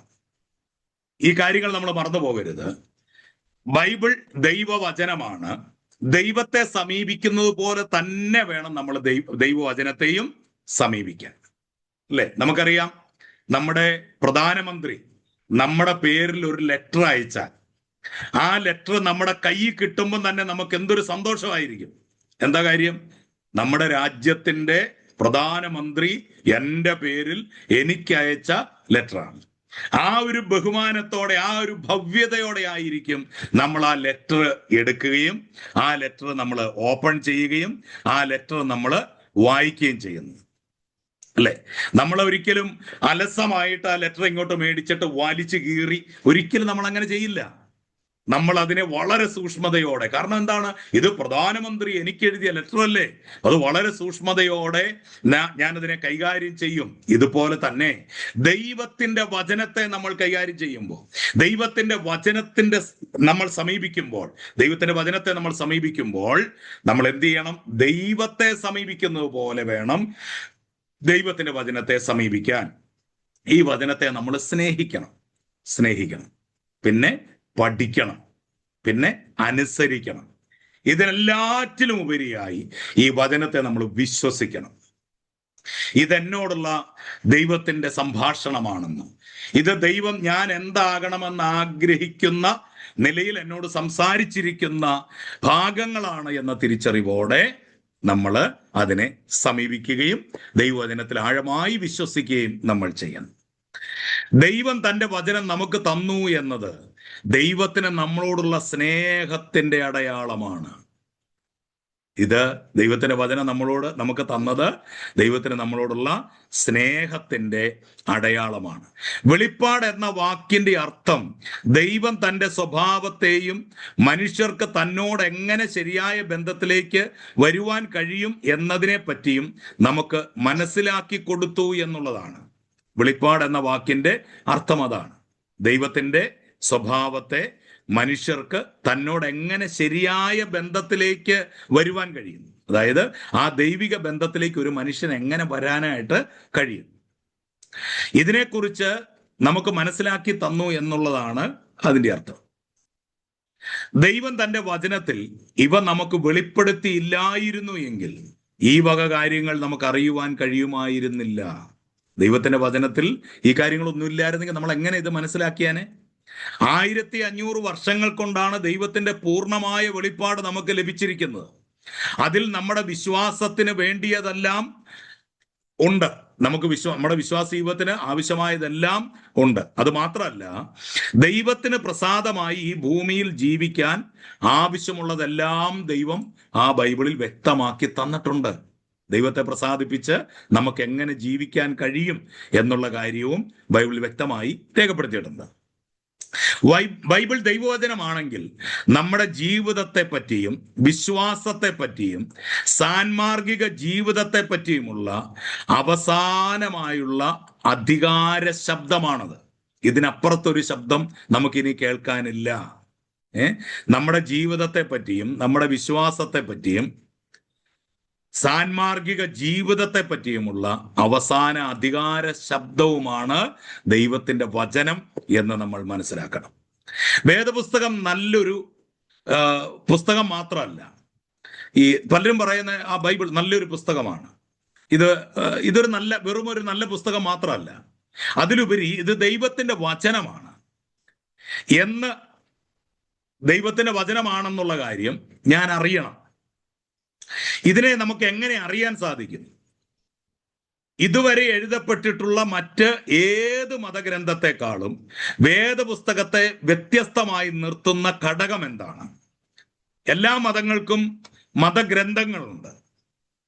എന്നാൽ മറ്റുള്ള മതഗ്രന്ഥങ്ങളിൽ നിന്ന് ബൈബിളിനെ വ്യത്യസ്തമാക്കുന്ന ഘടകം എന്താണ്? വേദപുസ്തകം ദൈവവചനം തന്നെയാണ്. ഇതിന് എന്തെങ്കിലും തെളിവുകൾ ഉണ്ടോ? വേദപുസ്തകം ദൈവവചനമാണ്. അത് ദൈവ വിശ്വാസ്യമാണ്, അല്ലെങ്കിൽ ദൈവ ശ്വാസ്യമാണ്, ദൈവത്തിന്റെ ശ്വാസമാണ്. നമ്മുടെ ജീവിതത്തിനും വിശ്വാസത്തിനും ആവശ്യമുള്ളതെല്ലാം അതിലുണ്ട് എന്ന് വേദപുസ്തകം തന്നെ പറഞ്ഞിരിക്കുന്നത് വാസ്തവമോ എന്ന് മനസ്സിലാക്കാൻ ഇത്തരം ചോദ്യങ്ങൾ നാം ഗൗരവമായി നോക്കേണ്ടതുണ്ട്. വേദപുസ്തകം ദൈവവചനമാണ് എന്ന് വേദപുസ്തകം തന്നെ പറഞ്ഞിട്ടുണ്ട്, അതിന് യാതൊരു സംശയവുമില്ല. 2 തിമോത്തിയോസ് 3:14 മുതൽ 17 വരെയുള്ള വാക്യങ്ങളിൽ ഈ ഭാഗം വ്യക്തമായിട്ട് പറഞ്ഞിരിക്കുന്നത് നമുക്ക് കാണാനായിട്ട് സാധിക്കും. യേശുക്രിസ്തുവിലുള്ള വിശ്വാസത്താൽ നിന്നെ രക്ഷയ്ക്ക് ജ്ഞാനിയാക്കുവാൻ മതിയായ തിരുവെഴുത്തുകളെ പഠിച്ചും നിശ്ചയം പ്രാപിച്ചും ഇരിക്കുന്നതിൽ നിലനിൽക്ക. അതായത് ഈ ദൈവത്തിന്റെ വചനത്തെ ദൈവത്തിന്റെ വചനമായി നമ്മൾ മനസ്സിലാക്കുകയും നിന്നെ രക്ഷയ്ക്ക് ജ്ഞാനിയാക്കാൻ മതിയായ തിരുവെഴുത്തുകളാണ് ഇതിലെന്നും ഇതിനെ പഠിക്കണമെന്നും നിശ്ചയം പ്രാപിക്കണമെന്നും ദൈവത്തിന്റെ വചനം നമ്മെ പഠിപ്പിക്കുന്നു. മാത്രമല്ല, എല്ലാ തിരുവെഴുത്തുകളും ദൈവശ്വാസീയമാകയാൽ ദൈവത്തിന്റെ മനുഷ്യൻ സകല സൽപ്രവർത്തിക്കും വക പ്രാപിച്ച് തികഞ്ഞവനാകേണ്ടതിന് ഉപദേശത്തിനും ശാസനത്തിനും ഗുണീകരണത്തിലും നീതിയിലെ അഭ്യസനത്തിനും പ്രയോജനമുള്ളതാകുന്നു എന്ന് ദൈവത്തിന്റെ വചനം നമ്മെ പഠിപ്പിക്കുന്നു. ബൈബിൾ വാസ്തവമായി ദൈവവചനമാണ്. അതിന് ആന്തരികവും ബാഹ്യവുമായ ധാരാളം തെളിവുകളുണ്ട്. ആന്തരിക തെളിവുകൾ എന്നത് വേദപുസ്തകം തന്നെ അതിനെപ്പറ്റി പറഞ്ഞിരിക്കുന്നു എന്നുള്ള കാര്യമാണ് നമ്മൾ മനസ്സിലാക്കേണ്ടത്. വേദപുസ്തകം വാസ്തവത്തിൽ ദൈവവചനമാണ് എന്നതിൻ്റെ ആന്തരിക തെളിവുകളിൽ ആദ്യത്തേത് വേദപുസ്തകത്തിന്റെ ഏകത്വമാണ്. ഏകദേശം 1500 വർഷങ്ങൾ കൊണ്ട് 3 ഭൂഖണ്ഡങ്ങളിലിരുന്ന്, നമ്മൾ മനസ്സിലാക്കണം, 1500 വർഷങ്ങൾ കൊണ്ട്. കാലങ്ങൾ മാറി വരികയാണ്, സംസ്കാരങ്ങൾ മാറി വരികയാണ്, മനുഷ്യന്റെ ജീവിത രീതി മാറി വരികയാണ് ഈ 1500 വർഷത്തിനോടകം. അപ്പൊ ഈ 1500 വർഷങ്ങൾ കൊണ്ട് 3 ഭൂഖണ്ഡങ്ങളിലിരുന്ന്, നമുക്കറിയാം ഓരോ ഭൂഖണ്ഡങ്ങളിലും വ്യത്യസ്തമായ സാഹചര്യങ്ങളാണുള്ളത്, വ്യത്യസ്തമായ പരിസ്ഥിതികളാണുള്ളത്. അങ്ങനെ 3 ഭൂഖണ്ഡങ്ങളിലിരുന്ന് 3 ഭാഷകളിൽ, അല്ലെ, ഭാഷകൾ മാറുമ്പോൾ അതിന് വ്യത്യസ്തത വരാം. എന്നാൽ 3 ഭാഷകളിൽ പല ജീവിത സാഹചര്യങ്ങളിൽ ജീവിച്ചിരുന്ന 40ഓളം എഴുത്തുകാർ എഴുതിയതാണ് 66 പുസ്തകങ്ങളുടെ ഒരു സമുച്ചയം. നിങ്ങൾ ഓർത്ത് നോക്കിയേ, വ്യത്യസ്ത സാഹചര്യം, വ്യത്യസ്ത ഭാഷ, വ്യത്യസ്ത അറിവുകൾ, ഇങ്ങനെ ഇതിൽ നിന്നൊക്കെ നിന്നുകൊണ്ട് എഴുതിയതാണ് ഈ 66 പുസ്തകങ്ങൾ. പക്ഷേ അവയിൽ ഒന്നോട് യോജിക്കാത്ത ഒന്നുമില്ല. അതായത് ഈ വ്യത്യസ്ത ഇടങ്ങളിൽ, വ്യത്യസ്ത സാഹചര്യങ്ങളിൽ, വ്യത്യസ്ത മനുഷ്യരാൽ എഴുതപ്പെട്ട ഈ സത്യവേദ പുസ്തകം ഒന്നൊന്നിനോട് ചേർന്ന് കിടക്കുന്നു എന്നുള്ളതാണ് ഇതിലെ ഏറ്റവും വലിയ കാര്യം. വേദപുസ്തകം ആദ്യം മുതൽ അവസാനം വരെ ഒരേ വിഷയം കൈകാര്യം ചെയ്യുന്ന ഒരു ഗ്രന്ഥമായി കാണപ്പെടുന്നു. തുടക്കം മുതൽ അവസാനം വരെ ഒരേ വിഷയം തന്നെയാണ് ഈ ബൈബിൾ സംസാരിക്കുന്നത്. അതായത് മനുഷ്യന്റെ ഉൽപ്പത്തി മുതല്, മനുഷ്യൻ പാപത്തിൽ വീണുപോയത് മുതല് ആ മനുഷ്യനെ വീണ്ടെടുക്കുവാനുള്ള ദൈവിക ശ്രമങ്ങള്, അതിൻ്റെ പിന്തുടർച്ചയായി മുൻപോട്ട് വന്ന് അവസാനം ഈ മനുഷ്യനെ എങ്ങനെ വീണ്ടെടുത്തു എന്നും വീണ്ടെടുക്കപ്പെട്ട മനുഷ്യന്റെ മുൻപോട്ടുള്ള ജീവിതം എന്താണെന്നും അവന്റെ നിത്യത എന്താണെന്നും ഇതെല്ലാം ഒരു മാലയിൽ മുത്തുകോർക്കുന്നത് പോലെ ഒന്നൊന്നിനോട് ചേർന്ന് കിടക്കുന്ന 66 പുസ്തകങ്ങളാണ് നമ്മുടെ കയ്യിലിരിക്കുന്ന വിശുദ്ധ വേദപുസ്തകം. ഈ ഏകത്വം വേദപുസ്തകത്തിന്റെ ദൈവിക നിശ്വാസീയതയുടെ ഏറ്റവും വലിയ തെളിവാണ്. ഇത് ദൈവത്താൽ എഴുതപ്പെട്ടു എന്നുള്ളതിന്റെ ഏറ്റവും വലിയ തെളിവാണ്. ആദ്യ കാലഘട്ടങ്ങളിൽ എഴുതിയവർ മരിച്ചുപോയി. പിന്നീട് വന്നവർ, പുതിയ സാഹചര്യം, പുതിയ ജീവിത രീതികൾ, ഇതെല്ലാം വന്നു. ഇന്ന് തന്നെ നമുക്കറിയാം, ഒരു 50 വർഷം മുൻപുള്ള ആളുകളുടെ എഴുത്തു ഭാഷയോ സംസാര ശൈലിയോ ഒന്നും അല്ല ഇന്നത്തെ ആളുകൾ പിന്തുടരുന്നത്. അതിൽ വ്യത്യസ്തത വന്നു, കണ്ടുപിടുത്തങ്ങൾ മാറി, സാഹചര്യങ്ങൾ മാറി, ക്ലൈമറ്റുകൾ മാറി. എന്നാൽ ഈ 1500 വർഷത്തിനോടകം എത്രയേറെ കാര്യങ്ങൾ ഈ ഭൂമിയിൽ സംഭവിച്ചു. പക്ഷേ ഈ 1500 വർഷത്തിന്റെ തുടക്കത്തിൽ എഴുതിയ ആളും ഈ 1500 വർഷത്തിന്റെ അവസാനത്തിൽ എഴുതിയ ആളും ഒരേ സബ്ജക്റ്റിനെ കുറിച്ച് ഒരേ മാനദണ്ഡത്തോടെ ഒരേ ആശയത്തോടെ അതിനെ രേഖപ്പെടുത്തിയിരിക്കുന്നു എന്നുള്ളതാണ് ഈ ബൈബിൾ ഏറ്റവും വിശ്വസനീയമായ ഗ്രന്ഥമാണ് എന്നതിൻ്റെ ഏറ്റവും വലിയ തെളിവ് എന്നത് നമ്മൾ മറന്നുപോകരുത്. ആന്തരിക തെളിവുകളിൽ മറ്റൊന്ന് വേദപുസ്തകത്തിൽ ഉടനീളം കാണുന്ന പ്രവചനങ്ങളാണ്. ഇത് പ്രവചനങ്ങളുടെ ഒരു പുസ്തകമാണ് വേദപുസ്തകം എന്ന് പറയുന്നത്. ഇത് വേദപുസ്തകത്തിൽ ഇസ്രായേൽ ഉൾപ്പെടെയുള്ള പല ലോകരാഷ്ട്രത്തെ പറ്റിയും പല പട്ടണങ്ങളെ പറ്റിയും മാത്രമല്ല, ലോക ജനതയുടെ ഭാവിയെ പറ്റിയും തന്നിൽ വിശ്വസിക്കുന്ന ഏവരെയും രക്ഷിക്കാനിരിക്കുന്ന ലോകരക്ഷകനായി വരുന്ന ഇസ്രായേലിന്റെ മശിഹയെ കുറിച്ചും ദീർഘമായ പ്രവചനങ്ങൾ ഈ ബൈബിളിൽ നമുക്ക് കാണാനായിട്ട് സാധിക്കുന്നുണ്ട്. മറ്റു മതഗ്രന്ഥങ്ങളിൽ കാണുന്ന പ്രവചനങ്ങളെ പോലെയോ വ്യക്തിത്വങ്ങളിൽ നിന്ന് വിഭിന്നമായും ബൈബിൾ പ്രവചനങ്ങൾ നമുക്ക് കാണാനായിട്ട് കഴിയുന്നില്ല. അതായത് മറ്റു മതഗ്രന്ഥങ്ങളിൽ നമ്മൾ പല പ്രവചനങ്ങളും കാണുന്നുണ്ട്. അവര് എന്താ പറയുന്നത്, വിഭിന്നമായ ബൈബിൾ പ്രവചനങ്ങൾ വിശദമായി പ്രതിപാദിക്കപ്പെട്ടതാണ് നമ്മുടെ കയ്യിലിരിക്കുന്ന ബൈബിളിൽ രേഖപ്പെടുത്തിയിരിക്കുന്നത്. പഴയ നിയമത്തിൽ മാത്രം ക്രിസ്തുവിനെ പറ്റി 300ഓളം പ്രവചനങ്ങളുണ്ട്. പഴയ നിയമത്തിൽ യേശു ക്രിസ്തുവിനെ പറ്റി 300ഓളം പ്രവചനമുണ്ട്. പഴയ നിയമത്തിൽ യേശുവിനെ പറ്റി എത്ര പ്രവചനമുണ്ട്? 300ഓളം പ്രവചനമുണ്ട്. എന്തൊക്കെയാ? ക്രിസ്തു ഏത് കുടുംബത്തിൽ, ഏത് സ്ഥലത്ത്, എപ്പോൾ ജനിക്കുമെന്നും തൻ്റെ ജീവിത മരണ പുനരുദ്ധാനങ്ങളെ പറ്റിയുമുള്ള വ്യക്തമായ പ്രവചനങ്ങളും വേദപുസ്തകത്തിൽ നമുക്ക് കാണാനായിട്ട് കഴിയും. അപ്പൊ യേശു എവിടെ ജനിക്കുമെന്നും, യേശു ഏത് കുടുംബത്തിലായിരിക്കും വരുമെന്നും, ഏത് സ്ഥലത്ത് ജനിക്കുമെന്നും, എപ്പോൾ ജനിക്കുമെന്നും, തൻ്റെ ജീവിതം എന്തായിരിക്കുമെന്നും, തൻ്റെ മരണം എങ്ങനെയായിരിക്കുമെന്നും, തൻ്റെ പുനരുദ്ധാനം എങ്ങനെയായിരിക്കുമെന്നും, ഇങ്ങനെയുള്ള വ്യക്തമായ പ്രവചനങ്ങൾ വേദപുസ്തകത്തിൽ നമുക്ക് കാണാനായിട്ട് സാധിക്കുന്നുണ്ട്.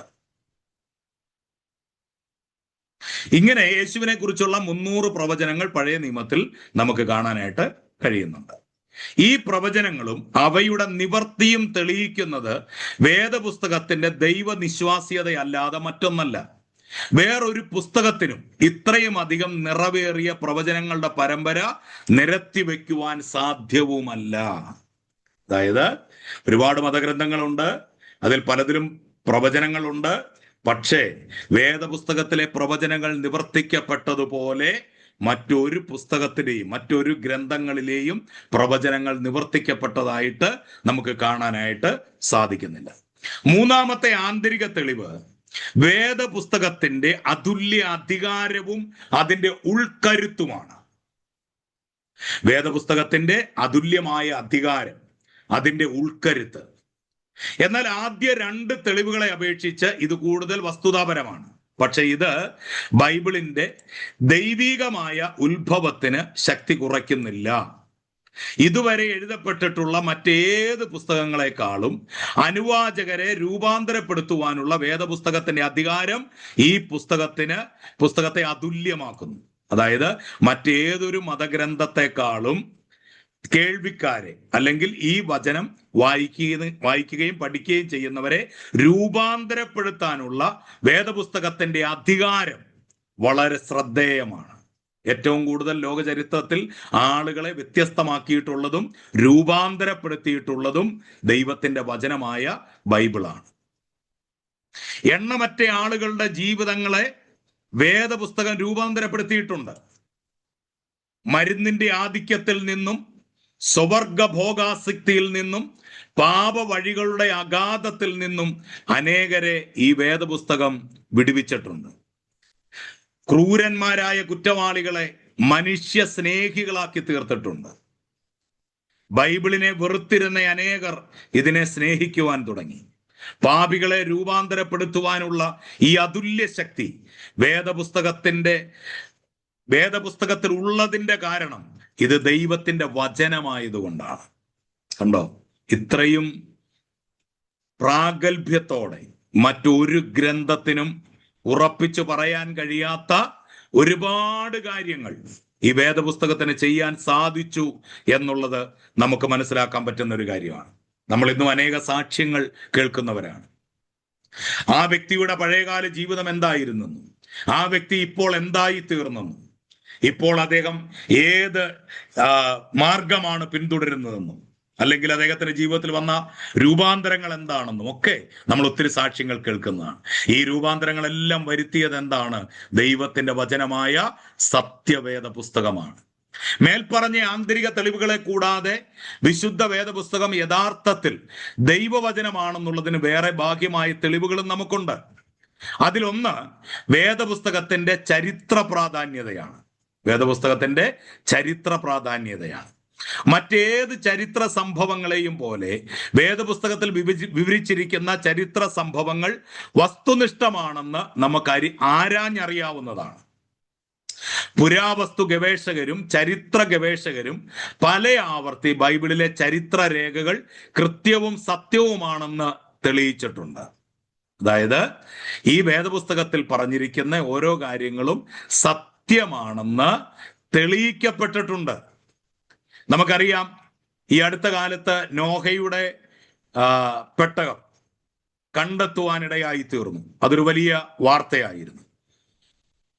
ഇതൊക്കെ എത്രയോ വർഷങ്ങൾക്ക് മുൻപ് വേദപുസ്തകത്തിൽ സംഭവിച്ച ഒരു കാര്യമാണ്. അത് ഈ അടുത്ത കാലത്താണ് കണ്ടുപിടിക്കപ്പെട്ടത്. ഇതെല്ലാം ദൈവത്തിന്റെ വചനം ആധികാരികതയുള്ളതാണെന്നും ഇത് സത്യസന്ധമാണെന്നും തെളിയിക്കുന്ന കാര്യമാണ്. വാസ്തവത്തിൽ ഇത്രയധികം കയ്യെഴുത്ത് പ്രതികളും ഇത്രയധികം ചരിത്ര അംഗീകാരവുമുള്ള വേറൊരു പുരാതന പുസ്തകവും ലോകത്തിലില്ല എന്നുള്ളത് തർക്കമറ്റ കാര്യമാണ്. ഇത്രയും അധികം കയ്യെഴുത്ത് പ്രതികൾ, എത്രയേറെ ഭാഷകൾ, എത്രയേറെ രാജ്യങ്ങളിൽ, എത്രയേറെ സ്റ്റേറ്റുകളിൽ, ഭാഷയില്ലാത്ത ഇടങ്ങളിൽ പോലും ഇന്നും ബൈബിൾ ഭാഷാന്തരം ചെയ്തുകൊണ്ട്, ബൈബിൾ ട്രാൻസ്ലേഷൻ ചെയ്തുകൊണ്ട് ആളുകളിലേക്ക് ബൈബിൾ എത്തപ്പെട്ടുകൊണ്ടിരിക്കുകയാണ്. അങ്ങനെ അനേക സംഘടനകൾ ഇന്നും പ്രവർത്തിക്കുന്നു. നമ്മുടെ ഇടയിലും അങ്ങനെയുള്ള സംഘടനകളെ നമുക്ക് അറിയുവാനും കാണുവാനും സാധിക്കുന്നുണ്ട്. കൃത്യമായും സത്യസന്ധമായും ചരിത്ര സത്യങ്ങളെ ബൈബിളിൽ രേഖപ്പെടുത്തിയിരിക്കുന്നത് സൂചിപ്പിക്കുന്നത് മതപരവും ഉപദേശപരവുമായി രേഖപ്പെടുത്തിയിരിക്കുന്ന കാര്യങ്ങളുടെ സത്യസന്ധതയാണ് എന്നുള്ള കാര്യവും നമ്മൾ തിരിച്ചറിയണം. വേദപുസ്തകം ദൈവത്തിന്റെ വചനമാണ് എന്നതിൻ്റെ ബാഹ്യ തെളിവുകളിൽ അടുത്തത് ഈ പുസ്തകം എഴുതാൻ ദൈവം ഉപയോഗിച്ച ആളുകളുടെ ആത്മാർത്ഥതയാണ്. അതായത് ഈ വേദപുസ്തകം എഴുതിയ ആളുകളുടെ ആത്മാർത്ഥതയാണ്. ആരംഭത്തിൽ സൂചിപ്പിച്ചതുപോലെ ഈ പുസ്തകം എഴുതുവാൻ ദൈവം ഉപയോഗിച്ചത് വിവിധ ജീവിത സാഹചര്യങ്ങളിൽ ജീവിച്ചിരുന്ന മനുഷ്യരെയാണ്. അവരുടെ ജീവിതങ്ങളെ നാം പഠിക്കുമ്പോൾ അവരെല്ലാവരും സത്യസന്ധരും ആത്മാർത്ഥതയുള്ളവരുമായിരുന്നു എന്ന് നമുക്ക് മനസ്സിലാക്കാവുന്നതാണ്. ഇവരൊക്കെ സത്യസന്ധരായിരുന്നു, ഇവര് ആത്മാർത്ഥതയുള്ളവരായിരുന്നു. അപ്പോൾ ദൈവം ഒരാളെ ഒരു നിയോഗത്തിന് വേണ്ടി തിരഞ്ഞെടുക്കുമ്പോൾ അവരുടെ സത്യസന്ധതയും അവരുടെ ആത്മാർത്ഥതയും ദൈവം നിരീക്ഷിക്കുന്നതാണ്. പലപ്പോഴും അവർ മനസ്സിലാക്കിയിരുന്ന സത്യങ്ങൾക്കായി മരിക്കുവാൻ തന്നെ അവർ തയ്യാറായിരുന്നു. പലരും അവരറിഞ്ഞ സത്യങ്ങൾക്കായി ക്രൂര മരണമാണ് അവർക്ക് നൽകപ്പെട്ടത്. അല്ലെങ്കിൽ അവരറിഞ്ഞ സത്യത്തിന് വേണ്ടി അവർ മരിക്കാനും തയ്യാറായി എന്നുള്ളതാണ്. ദൈവം അവരോട് വ്യക്തിപരമായി ഇടപെട്ടിരുന്നു എന്ന് അവർ വാസ്തവത്തിൽ വിശ്വസിച്ചിരുന്നു. പുതിയ നിയമ എഴുത്തുകാർ ഉയർത്തെഴുന്നേറ്റ ക്രിസ്തുവിനെ നേരിൽ കണ്ടവരായിരുന്നു. ആ ദർശനം അവരുടെ ജീവിതത്തിൽ വരുത്തിയ മാറ്റം വർണ്ണിക്കാൻ സാധിക്കില്ല. അവർ യേശുവിന്റെ ഉയർത്തെഴുന്നേൽപ്പ് കണ്ടവരാണ്. യേശുവിന്റെ ഈ ഭൂമിയിലെ ജീവിതത്തെ അവർ കണ്ടതാണ്. ആ സംഭവങ്ങൾ അവരിൽ വരുത്തിയ മാറ്റങ്ങൾ നമുക്ക് പറഞ്ഞറിയിക്കാൻ സാധിക്കാത്ത വിധത്തിലാണ്. വേദപുസ്തകം അറിയാവുന്നവർക്ക് ഞാൻ ഈ പറയുന്ന കാര്യങ്ങൾ പെട്ടെന്ന് മനസ്സിലാവും.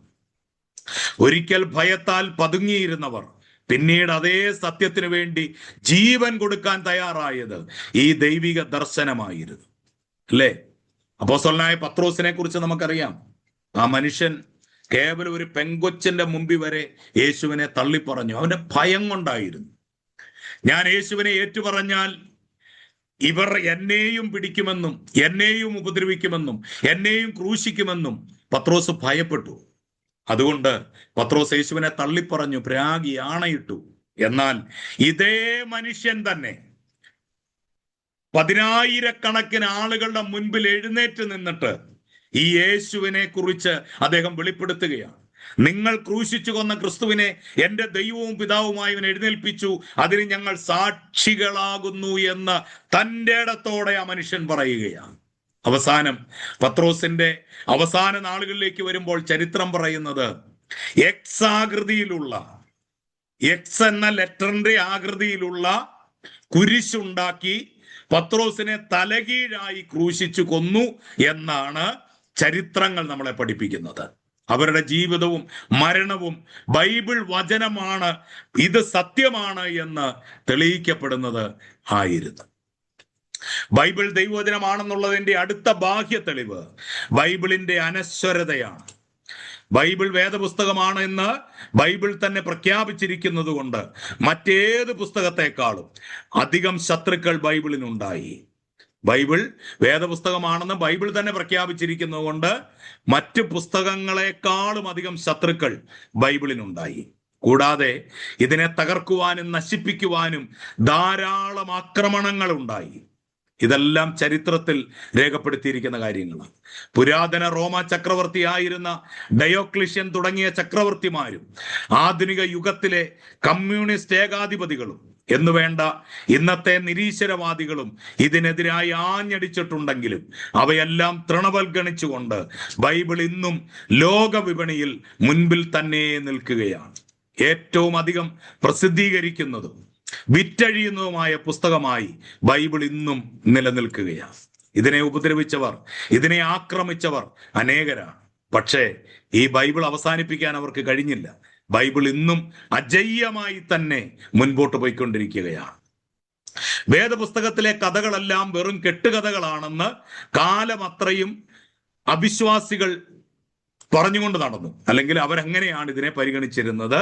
ഇത് വെറും കെട്ടുകഥയാണ്, ഇത് വെറും കഥകൾ മാത്രമാണ് എന്നവർ പറഞ്ഞുകൊണ്ടിരുന്നു. എന്നാൽ പുരാവസ്തു ഗവേഷണം അവയൊക്കെ ചരിത്രമായിരുന്നു എന്ന് തെളിയിച്ചിട്ടുണ്ട്. അതായത് പുരാവസ്തു ഗവേഷകര് അവര് കണ്ടുപിടിച്ച പല കണ്ടുപിടുത്തങ്ങളും അവര് പറഞ്ഞു ഇത് ചരിത്രപരമായി തെളിവുകളുള്ള കാര്യങ്ങളാണ് ബൈബിളിൽ എഴുതിയിരിക്കുന്നതെന്ന് അവര് തെളിയിച്ചു. ഇതിലെ ഉപദേശങ്ങൾ പുരാതനവും കാലഹരണപ്പെട്ടതുമാണെന്ന് ശത്രുക്കൾ കുറ്റപ്പെടുത്തിയിട്ടുണ്ടെങ്കിലും ലോകത്തെമ്പാടുമുള്ള സമുദായങ്ങളെയും സംസ്കാരങ്ങളെയും ഈ പുസ്തകത്തിലെ ആശയങ്ങളും ഉപദേശങ്ങളും ക്രിയാത്മകമായി സാരമായി സ്വാധീനിച്ചിട്ടുണ്ട്. അതിൽ യാതൊരു സംശയവുമില്ല, യാതൊരു തർക്കവുമില്ല. ഇന്നും ഇതിനെതിരെ ശാസ്ത്ര പഠനവും മനഃശാസ്ത്രവും രാഷ്ട്രീയ പ്രസ്താവനകളും യുദ്ധ പ്രഖ്യാപനങ്ങളും ഒക്കെ നടത്തി പ്രവർത്തിച്ചു കൊണ്ടിരിക്കുന്നെങ്കിലും വേദപുസ്തകം എഴുതപ്പെട്ട കാലത്ത് അതിനുണ്ടായിരുന്ന ആനുകാലികത ഇന്നും ഇതിനുണ്ട് എന്നത് തർക്കമറ്റ കാര്യമാണ്. കഴിഞ്ഞ 2000 വർഷങ്ങളിൽ അധികമായി നിരവധി ജീവിതങ്ങളെയും സംസ്കാരങ്ങളെയും രൂപാന്തരപ്പെടുത്തിയിട്ടുള്ള പുസ്തകമാണിത്. ശത്രുക്കൾ അതിനെ ആക്രമിക്കാനും തകർക്കാനും നിസാരവൽക്കരിക്കാനും ശ്രമിച്ചാലും ബൈബിളിന്റെ സത്യസന്ധതയും ജീവിതങ്ങളെ സ്വാധീനിക്കുവാനുള്ള കഴിവും മാറ്റമില്ലാത്തതായി തുടരുന്നു.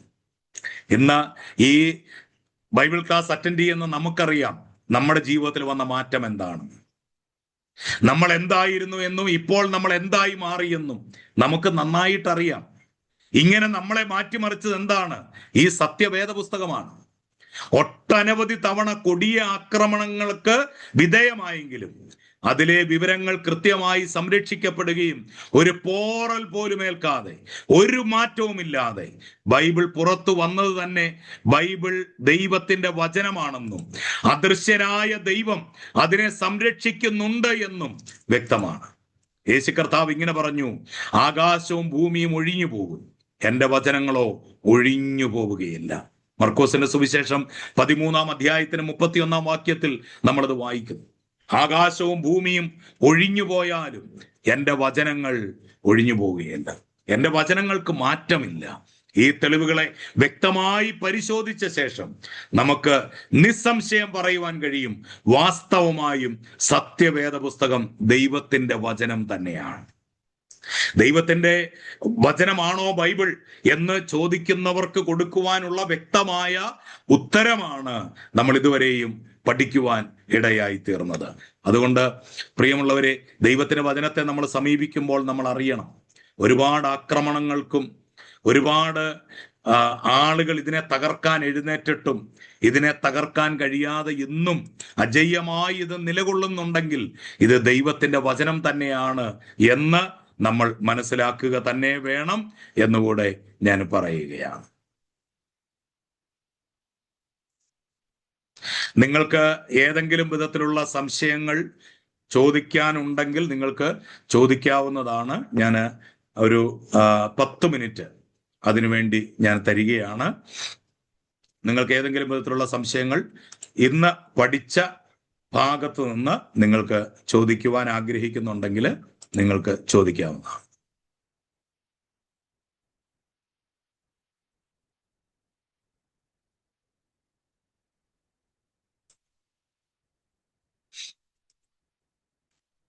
ഇല്ല എന്ന് കരുതുന്നു. നമ്മൾ ഒരു ഭാഗവും കൂടെ നമുക്ക് വേഗത്തിൽ ഒന്ന് നോക്കാം. അടുത്തായിട്ട് നമ്മൾ ചിന്തിക്കാൻ പോകുന്നത് സത്യവേദ പുസ്തകം ദൈവശ്വാസീയമാണെന്ന് പറഞ്ഞാൽ അതിന്റെ അർത്ഥം എന്താണ്? നമ്മൾ മുമ്പെയൊക്കെ പല പ്രാവശ്യം പറഞ്ഞു ഇത് ദൈവത്തിന്റെ ശ്വാസമാണെന്നും എല്ലാ തിരുവഴുത്തും ദൈവശ്വാസീയമാകയാൽ എന്നുള്ള വചനവും നമ്മൾ കണ്ടു.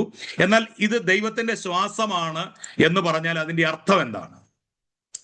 വേദപുസ്തകം ദൈവശ്വാസീയമാണ് എന്ന് വേദപുസ്തകം പറയുമ്പോൾ അതിന്റെ അർത്ഥം വേദപുസ്തകം എഴുതിയ ആളുകളെ ദൈവം അത്ഭുതകരമായി സ്വാധീനിച്ചതിന്റെ ഫലമായി ദൈവം ഉദ്ദേശിച്ച വാക്കുകൾ മാത്രം വേദപുസ്തകത്തിൽ എഴുതുവാൻ സാധിച്ചു എന്നതാണ്.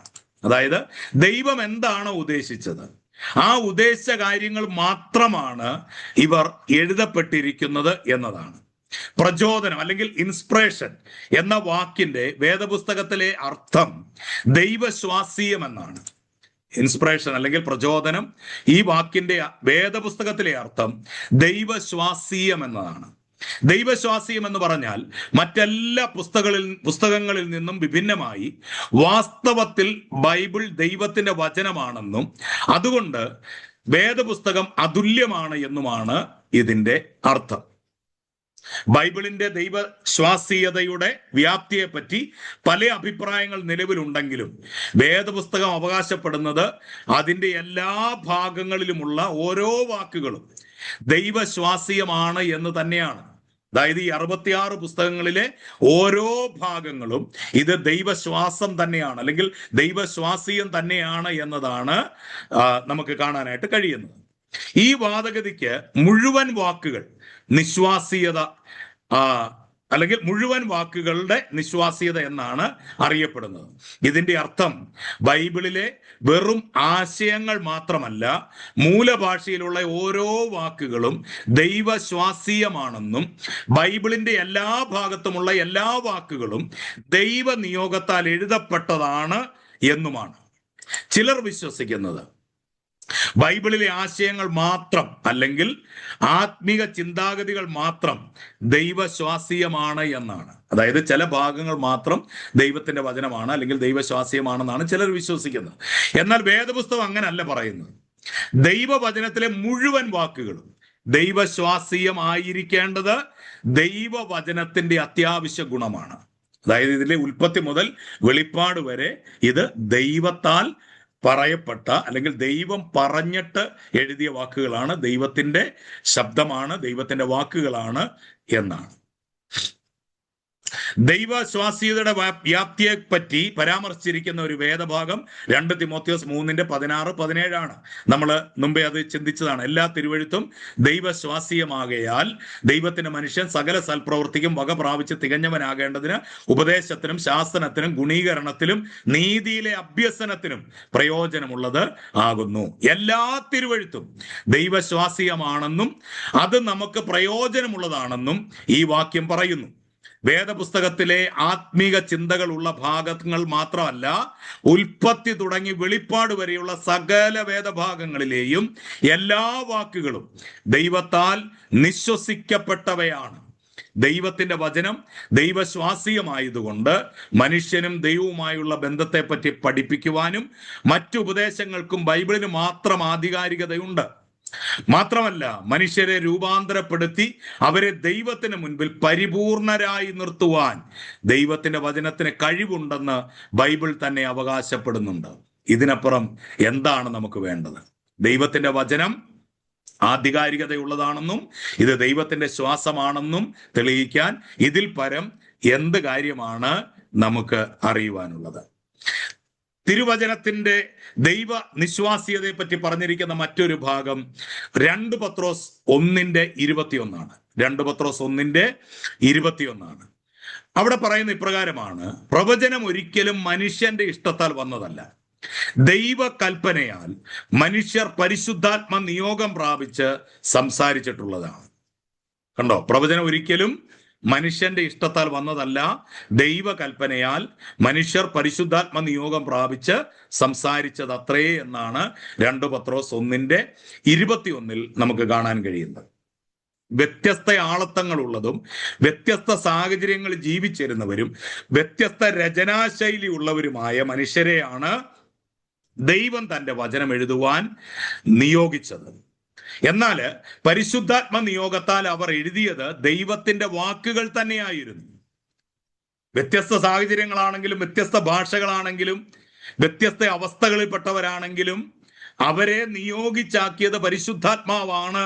അതുകൊണ്ട് ഇത് ദൈവത്തിന്റെ വാക്കുകൾ തന്നെയാണ് അവർ എഴുതിയതെന്ന് ഈ വാക്യം നമ്മെ പഠിപ്പിക്കുന്നു. മാത്രമല്ല, തിരുവചനത്തിന്റെ എല്ലാ വാക്കുകളും ദൈവശ്വാസീയമായിരുന്നു എന്ന് യേശു കർത്താവ് തന്നെ പറഞ്ഞിട്ടുണ്ട്. മത്തായിയുടെ സുവിശേഷം 5-ാം അധ്യായം 17 മുതൽ 18 വരെയുള്ള വാക്യങ്ങളില്, മത്തായി 5, 17 മുതൽ 18 വരെയുള്ള വാക്യങ്ങൾ, അവിടെ യേശു പറയുക, ഞാൻ ന്യായപ്രമാണത്തെയോ പ്രവാചകന്മാരെയോ നീക്കേണ്ടതിന് വന്നു എന്ന് നിങ്ങൾ നിരൂപിക്കരുത്. നീക്കുവാനല്ല, നിവർത്തിപ്പാനത്രേ ഞാൻ വന്നത്. സത്യമായിട്ട് ഞാൻ നിങ്ങളോട് പറയുന്നു, ആകാശവും ഭൂമിയും ഒഴിഞ്ഞു പോകും, ആകാശവും ഭൂമിയും ഒഴിഞ്ഞു പോകും വരെ സകലവും നിവർത്തിയാകുവോളം ന്യായപ്രമാണത്തിൽ നിന്ന് ഒരു വള്ളിയെങ്കിലും ഒരു പുള്ളിയെങ്കിലും ഒരു നാളും ഒഴിഞ്ഞു പോവുകയില്ല. ന്യായപ്രമാണവും പ്രവാചകന്മാരുടെ പുസ്തകങ്ങളും ദൈവവചനം ആയതുകൊണ്ടാണ് ഈ വാക്യങ്ങളിൽ ദൈവവചനത്തിലെ ഓരോ വള്ളിക്കും ഓരോ പുള്ളിക്കും കർത്താവ് അത്രയേറെ പ്രാധാന്യം കൊടുത്ത് അവയുടെ ആധികാരികത ഉറപ്പിക്കുകയും അവ ഒഴിഞ്ഞു പോവുകയുമില്ല എന്ന് ദൈവം പറഞ്ഞിട്ടുമുള്ളത്. ബൈബിൾ ദൈവശ്വാസീയമായ തിരുവചനമായതുകൊണ്ട് അത് അപ്രമാദവും ആധികാരികതയുള്ളതുമാണെന്ന് നമുക്ക് ഉറപ്പായി വിശ്വസിക്കാം. ദൈവത്തെ പറ്റിയുള്ള നമ്മുടെ ശരിയായ വീക്ഷണം, ദൈവവചനത്തെ പറ്റിയുള്ള സർവജ്ഞാനവും ഉള്ളവനായ ദൈവത്തെക്കുറിച്ചുള്ള അറിവും നമ്മൾ യഥാർത്ഥമായി മനസ്സിലാക്കേണ്ടതാണ്. ബൈബിൾ ദൈവശ്വാസീയമാണ് എന്ന് പഠിപ്പിക്കുന്ന അതേ വേദഭാഗങ്ങളിൽ തന്നെ ബൈബിൾ അപ്രമാദവും ആധികാരികതയുള്ളതുമാണെന്ന് ബൈബിൾ നമ്മെ പഠിപ്പിക്കുന്നു. സംശയലേശമന്യേ ബൈബിൾ അത് തന്നെ അവകാശപ്പെടുന്നത് പോലെ മനുഷ്യവർഗത്തിന് വേണ്ടി ദൈവത്താൽ നിശ്വസിക്കപ്പെട്ട അവന്റെ വചനത്തിൽ നമുക്ക് കൂടുതലായിട്ട് ആശ്രയിക്കാം. ആ കർത്താവിൽ കൂടുതലായിട്ട് നമുക്ക് വിശ്വസിക്കാം. ദൈവവചനത്തെ കൂടുതലായി നമുക്ക് അടുത്തറിയാം. അതിന് ദൈവം നമ്മെ സഹായിക്കട്ടെ. ഇതോടുകൂടെ ഈ ക്ലാസ് നമ്മൾ അവസാനിപ്പിക്കുകയാണ്. 2ാമത്തെ ക്ലാസ് നമ്മൾ അവസാനിപ്പിക്കുകയാണ്. ഈ ക്ലാസ്സുകളുടെ എല്ലാ നോട്ടുകളും നിങ്ങൾക്ക് അതാത് ദിവസം തന്നെ നിങ്ങൾക്ക് ഗ്രൂപ്പിൽ, വാട്സാപ്പ് ഗ്രൂപ്പിൽ ലഭിക്കുന്നതാണ്. നിങ്ങൾ ആ നോട്ടുകൾ കംപ്ലീറ്റ് ചെയ്യുക, പഠിക്കുക. ഇത് കേൾക്കുന്ന, യൂട്യൂബിൽ കേൾക്കുന്ന ആർക്കെങ്കിലും നിങ്ങൾക്ക് ഈ ക്ലാസ്സുകളിൽ ലൈവായിട്ട് അറ്റൻഡ് ചെയ്യാൻ നിങ്ങൾ ആഗ്രഹിക്കുന്നുണ്ടെങ്കിൽ ഞങ്ങളുമായിട്ട് കോണ്ടാക്ട് ചെയ്യുക. തീർച്ചയായും നിങ്ങൾക്ക് ഇതിൻ്റെ നോട്ട്സും കൃത്യമായ രൂപരേഖകളും ലഭിക്കുന്നതായിരിക്കും എന്നുകൂടെ പ്രത്യേകിച്ച് ഓർപ്പിക്കുന്നു. ദൈവം നിങ്ങളെ സമൃദ്ധമായിട്ട്